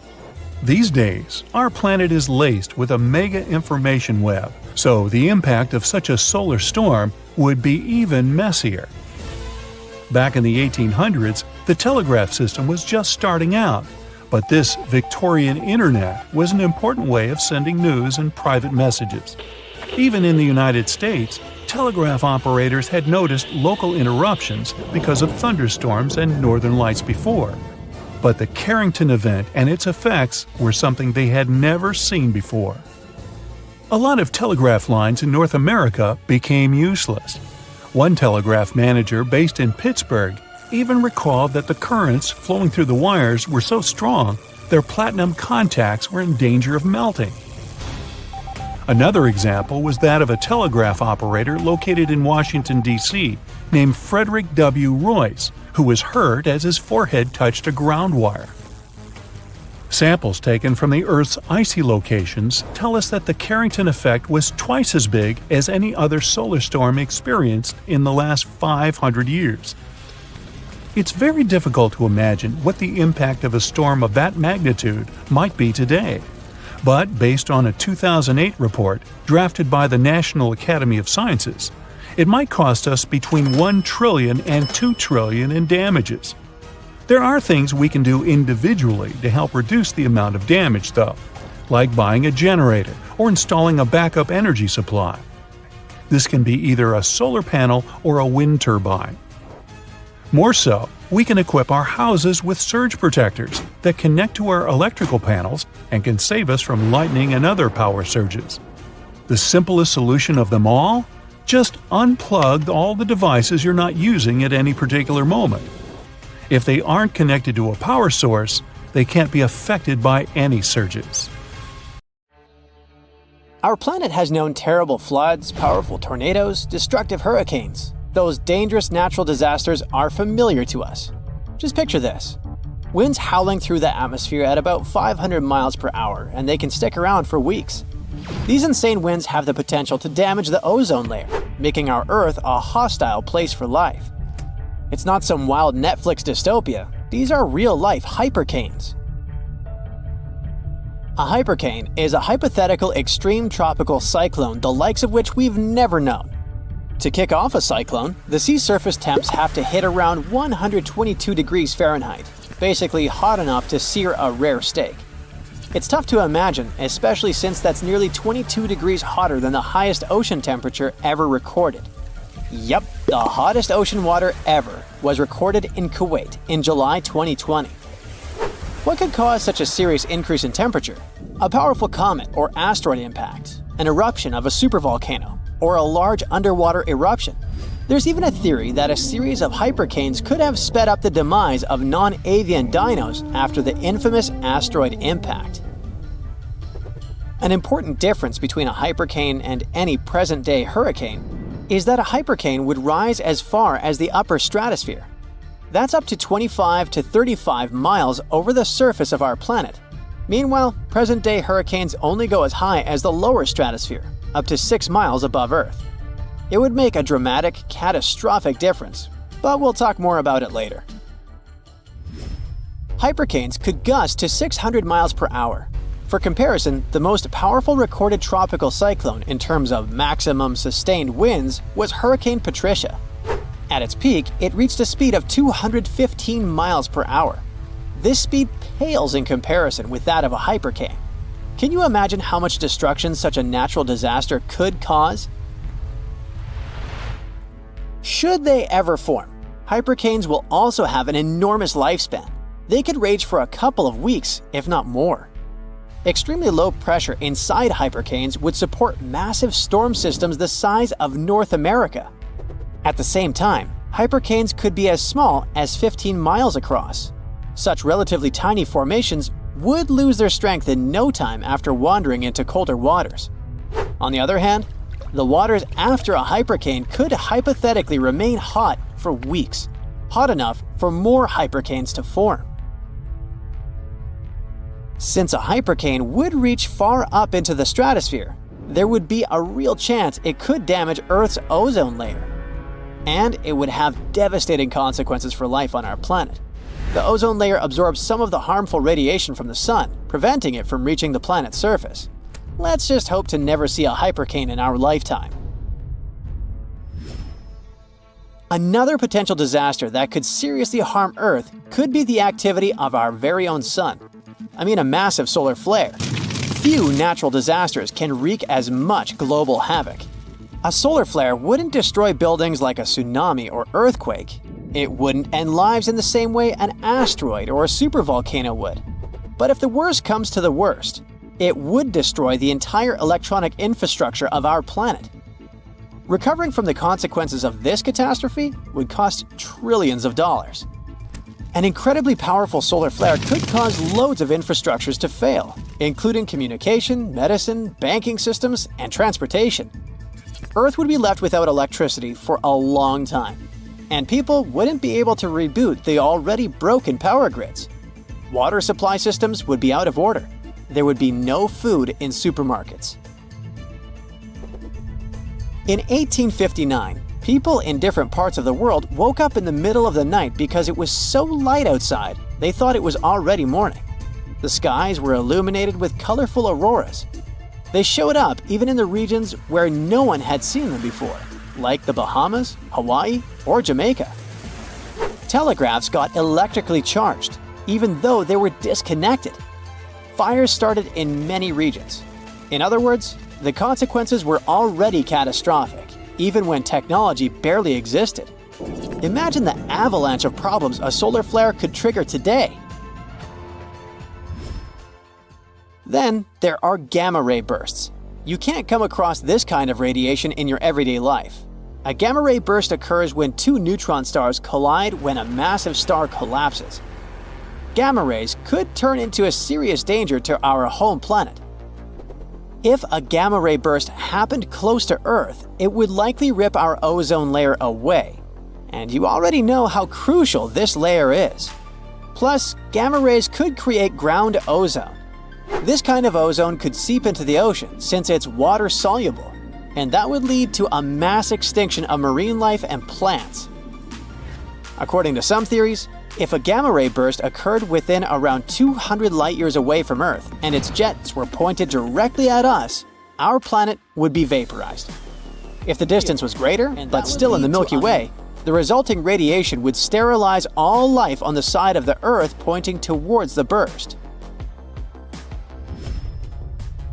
Another catastrophe that could potentially destroy our planet might be a super eruption, an eruption of a supervolcano.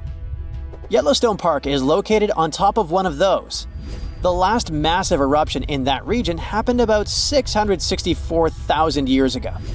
The next eruption might be due anytime soon. Luckily, at the moment, there's no evidence that the supervolcano is waking up or getting ready for an eruption. But if it did happen, a massive column of lava and ash would shoot up into the air to a height of several miles. The volcano would keep pumping ash for days on end. But the most dangerous consequences of the eruption for all living creatures would be ash fallout. Buildings and trees would collapse under the weight of this dense substance. In just a couple of days, a 10-foot layer of ash would cover the territory of 50 miles around the center of the eruption. After the ash got into the stratosphere, the temperatures would start to drop all over the world. The eruption would most likely be rich in sulfur, an effective sunblocker. So soon it would get so cold that there would be no summer in the entire world for a few following years. It would be hard for animals to find food and clean water. Earth could also encounter a wandering black hole, a region in space where gravity is so powerful that not even light can escape its clutches. At the moment, the nearest to us black hole is around 1,500 light-years away. Seems like there's nothing to worry about. Well, until you find out about wandering black holes. Now things definitely get creepier. If such a black hole entered the solar system, Earth would be doomed. Recently, for the first time ever, astronomers have found a solitary wandering black hole in our home galaxy. This space traveler is 7.1 times as massive as the Sun and is now 5,200 light-years away. Scientists discovered wandering black holes before, but those were in other galaxies. This one is the first to pop up in the Milky Way. Giant sinkholes could also swallow entire communities. For example, when one of such sinkholes opened up in the city of New York in the summer of 2022, it pulled a parked van into the earth. And it wasn't the only sinkhole in that area. Local inhabitants reported around 4,000 sinkholes all over the city between July 2021 and June 2022. This kind of problem is also very common in Florida, and it's much more serious than it may sound.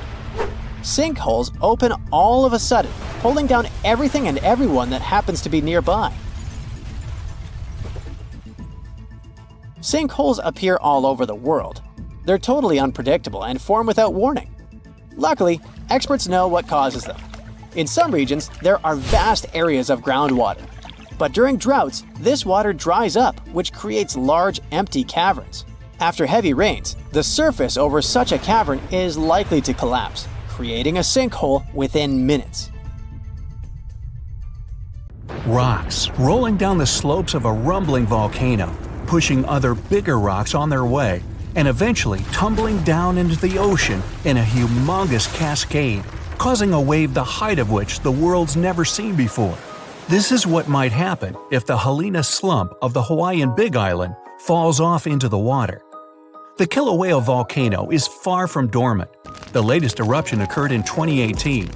Its eruptions are usually accompanied by earthquakes of different magnitudes, and with each quake, the magma rocks on the slopes of the volcano shift down. These rock formations are called slumps, and the Helena slump is the most notorious of them all.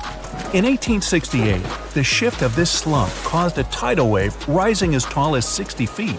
But what's most troubling is that some 110,000 years ago, a landslide here led to one of the most powerful earthquakes ever, which in turn led to a mega tsunami of over 1,000 feet in height.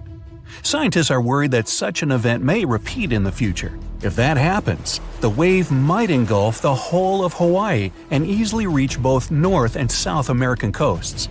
Geologists are quick to reassure, though, that a landslide like this is unlikely to occur anytime soon. It's just too early for that. But when it finally does, the consequences will be catastrophic. Have a nice day! Yellowstone National Park in the western USA is world famous for its dazzling views, and especially the colorful Grand Prismatic Spring at its very heart.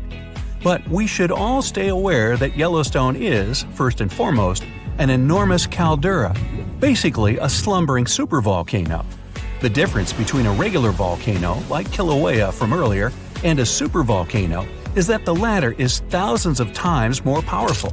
Imagine an eruption spewing tons of huge rock and rivers of hot lava, pumping out clouds of ash that make countries stop air travel for weeks. And now multiply all of this by 1,000. This is what a Yellowstone eruption would look like. At first, A huge area in the middle of the national park would shake, crumble, and then blast upwards in a megaton explosion. Lava flows and magma rocks would cover the area of about 40 square miles, roughly half of Washington, D.C. But the greatest danger is the volcanic ash. The ashen plume would rise miles above and get carried by the wind in every direction. Since the eruption would be far from ordinary, the spread and damage would also be much greater than usual. The ash is thick and heavy, so it would cover a vast area in a blanket, destroying crops and even buildings.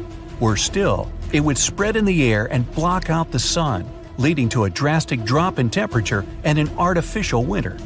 Even regular volcanoes can lower temperatures worldwide by a few degrees.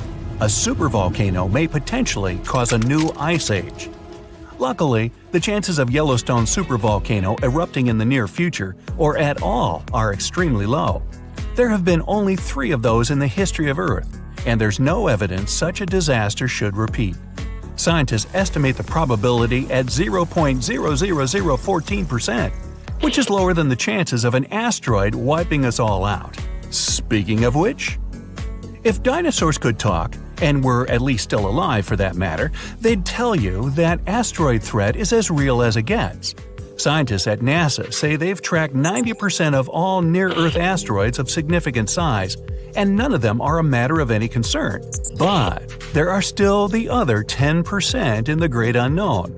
What's more, asteroids can change their line of flight because of the pull of other celestial bodies and eventually turn our way. Lucky us.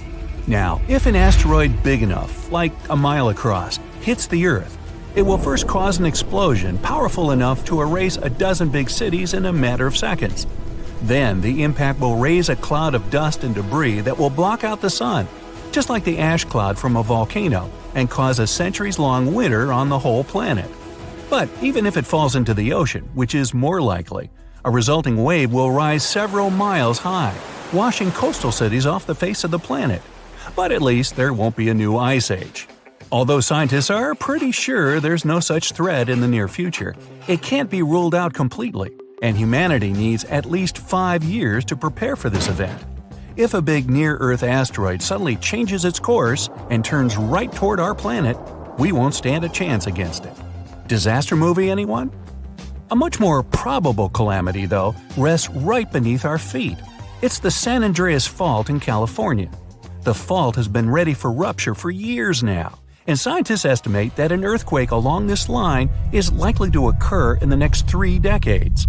And when it happens, it won't be nice. They expect a magnitude of 8.0, which is comparable to some of the most devastating quakes in history. It's all the more dangerous since California is home to some of the most populated cities in the western U.S., including Los Angeles and San Francisco. High-rise buildings are common there, and they're particularly vulnerable against underground shakes. The San Andreas earthquake might cause a whole lot of damage both to cities and countryside. In the worst-case scenario, the ground might break apart, destroying buildings, farms, and changing the landscape altogether. Still, scientists believe that the probability of such a quake is only 7% for the next 30 years. So there's a rather big chance, 93%, that we'll never see that in our lifetime. Yet, there's another earthquake hazard not so far away from the previous one: the megathrust in Chile. The country sits right above the subduction zone, an area where 2 tectonic plates meet and go one beneath the other. At the place of their meeting, stress has accumulated because of their continuous movement, and once that strain is too much, a major earthquake occurs. Chile has experienced a lot of quakes in the recent years, and scientists are worried those might be preparing the area for a really big one. They believe a great earthquake is due to happen before the end of the century, and it might be devastating to the coastal area. Even smaller quakes caused tsunamis that flooded the west coast, and a huge one like that is likely to raise a wave of incredible height. On the bright side, Chile now knows to prepare in advance for the coming natural disasters, and geologists are pretty sure people will be able to evacuate before the earthquake strikes. In September of 1859, astronomer Richard Carrington was looking at the sun and suddenly saw a bright flare on its surface. He made a note of it in his records, but only realized how important it was a couple of days later. The energy from that flare reached Earth and struck it directly, causing northern lights to appear above Cuba and burning telegraph lines all around the world. This was dubbed the Carrington event, and it was a solar storm. Such storms hit the Earth fairly often, but none of them were so powerful as the Carrington event, neither before nor after. But in 2012, astronomers registered a similar solar flare whose energy nearly hit our planet once again. If it had been just a week earlier, we'd have been in big trouble. Today, humanity relies on electricity in almost every aspect of life, and a powerful solar storm would mess with the electromagnetic field of Earth a lot. All electric appliances would either shut down or short-circuit, and huge transformers powering basically everything would go out of order for good. It would take years to repair them, and the cost of such a massive blackout would count in trillions of dollars. The worst of it is that science is almost unable to predict solar storms, and even if we could know about them in advance, we'd be powerless to stop them. The flare happens in a matter of seconds, and it takes about 8 minutes for the particles to reach the Earth's atmosphere, causing the disturbance. The power outage would come a bit later, in a day or so, when a massive cloud of plasma gets to our planet. At the moment, there's no protection against solar flares, and the chances of one powerful enough to cut all of our electricity in the next few years are quite high, about 12%. The only good thing about all this is that we now know of such a possibility and can at least prepare in advance. Hey, don't forget to pack some underwear and socks. You'll always need those. Hey, ever heard of a fire rainbow? Yeah, me neither. How about a circumhorizontal arc? Didn't think so, but just so you know, they're one and the same thing. At first glance, it looks like a painting, or like a rainbow-colored splash in the sky. Despite the name, they have nothing in common with either fire or rain. This phenomenon happens on rare occasions when the sun shines through a particular type of ice cloud formation. The rainbow halos are just as unique. Again, a specific type of ice crystals in clouds needs to be present for the surface of the Earth to bend light from the sun into a perfect ring. The same thing can happen with moonlight. The only difference will be that moon halos are usually white and sun halos can be rainbow-colored. When visiting regions with high altitudes, you may be one of the lucky people to stumble upon penitentes. They're basically naturally formed ice spikes. For them to be formed, they need a really cold and elevated environment where the air is dry. The sunlight turns ice directly into vapor rather than melting it into water.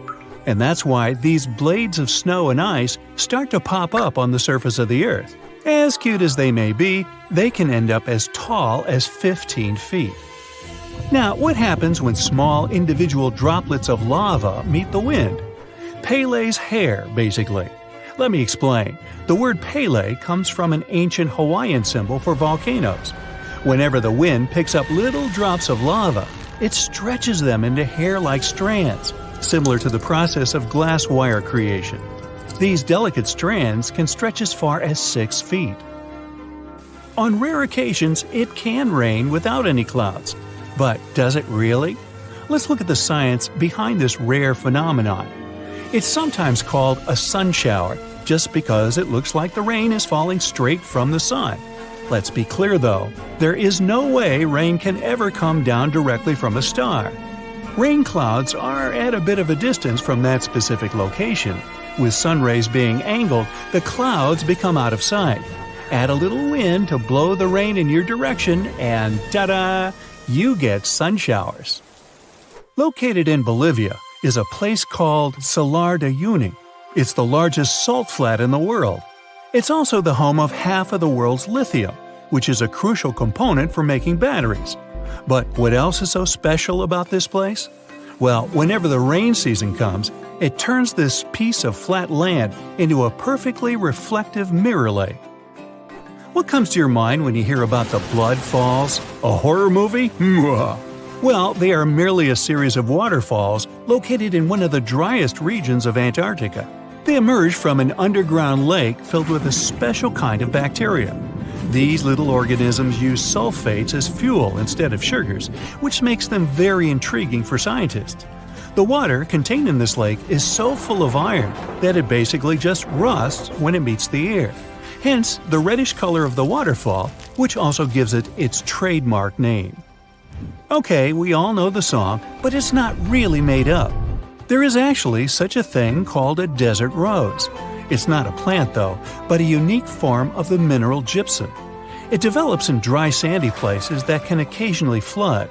This constant switching between a wet and dry environment lets the gypsum crystals emerge between grains of sand, trapping them and forming a rose-like shape. Ever heard of the Eye of Sahara? Scientists are still trying to figure out how it was formed. You can only see it if you fly above it, but it's basically a naturally formed dome that dates back to approximately 100 million years ago. And no, I wasn't around then. It has a rough diameter of 25 miles and consists of a bunch of concentric rings. The biggest one, or the central area, measures about 19 miles in diameter. Astronauts were some of the first people to notice it, and it's been studied ever since. In fact, even to this day, when landing in Florida, they know they're almost home when they see the Eye of Sahara. One of the most beautifully colored trees in the world is located in the Philippines and Indonesia. It's called the rainbow eucalyptus. It got its name because of its bark that switches colors and peels away as the tree ages. The bright green bark is the youngest, as it contains a substance called chlorophyll, usually found in leaves. It then switches to purple and then to the color red. And finally, it turns brown as it grows and loses the chlorophyll. Now, don't be tricked into thinking that's a whole forest. It's one single tree. And no, it's not some sort of optical illusion either. Let me explain. Underneath that soil, there is a complex network of roots that connects around 47,000 tree-like shapes you see above the ground. It's called the quaking aspen. Some of these trees are among the oldest and largest organisms in the world. Now, here's a good destination for all travelers, or maybe not so good after all. The most lightning-stricken area in the world, according to recent data released by NASA, is Lake Maracaibo in Venezuela. Out of all the days in a year, 300 of them feature thunderstorms in this location. What makes this area so unique, though, that storms happen so often? Well, it's because where cool mountain air meets the warm, moist breeze and generates electricity over the lake. The Eternal Flame Falls are located in upstate New York, near the Canadian border. In this region, there is a tiny waterfall with a big secret, a spark about 8 inches tall. Turns out there's a natural gas seep that provides fuel to the flame behind the waterfall. The waterfall provides enough coverage so that it stays lit pretty much every time. Hikers do enjoy to relight it if they see that it's been blown out. This phenomenon is actually quite common, but this one gained more popularity because it is younger than most. And it looks very good in pictures, let's be honest. I've heard of yellow sand, white sand, and even black sand here or there. But I've never heard of green beaches until now.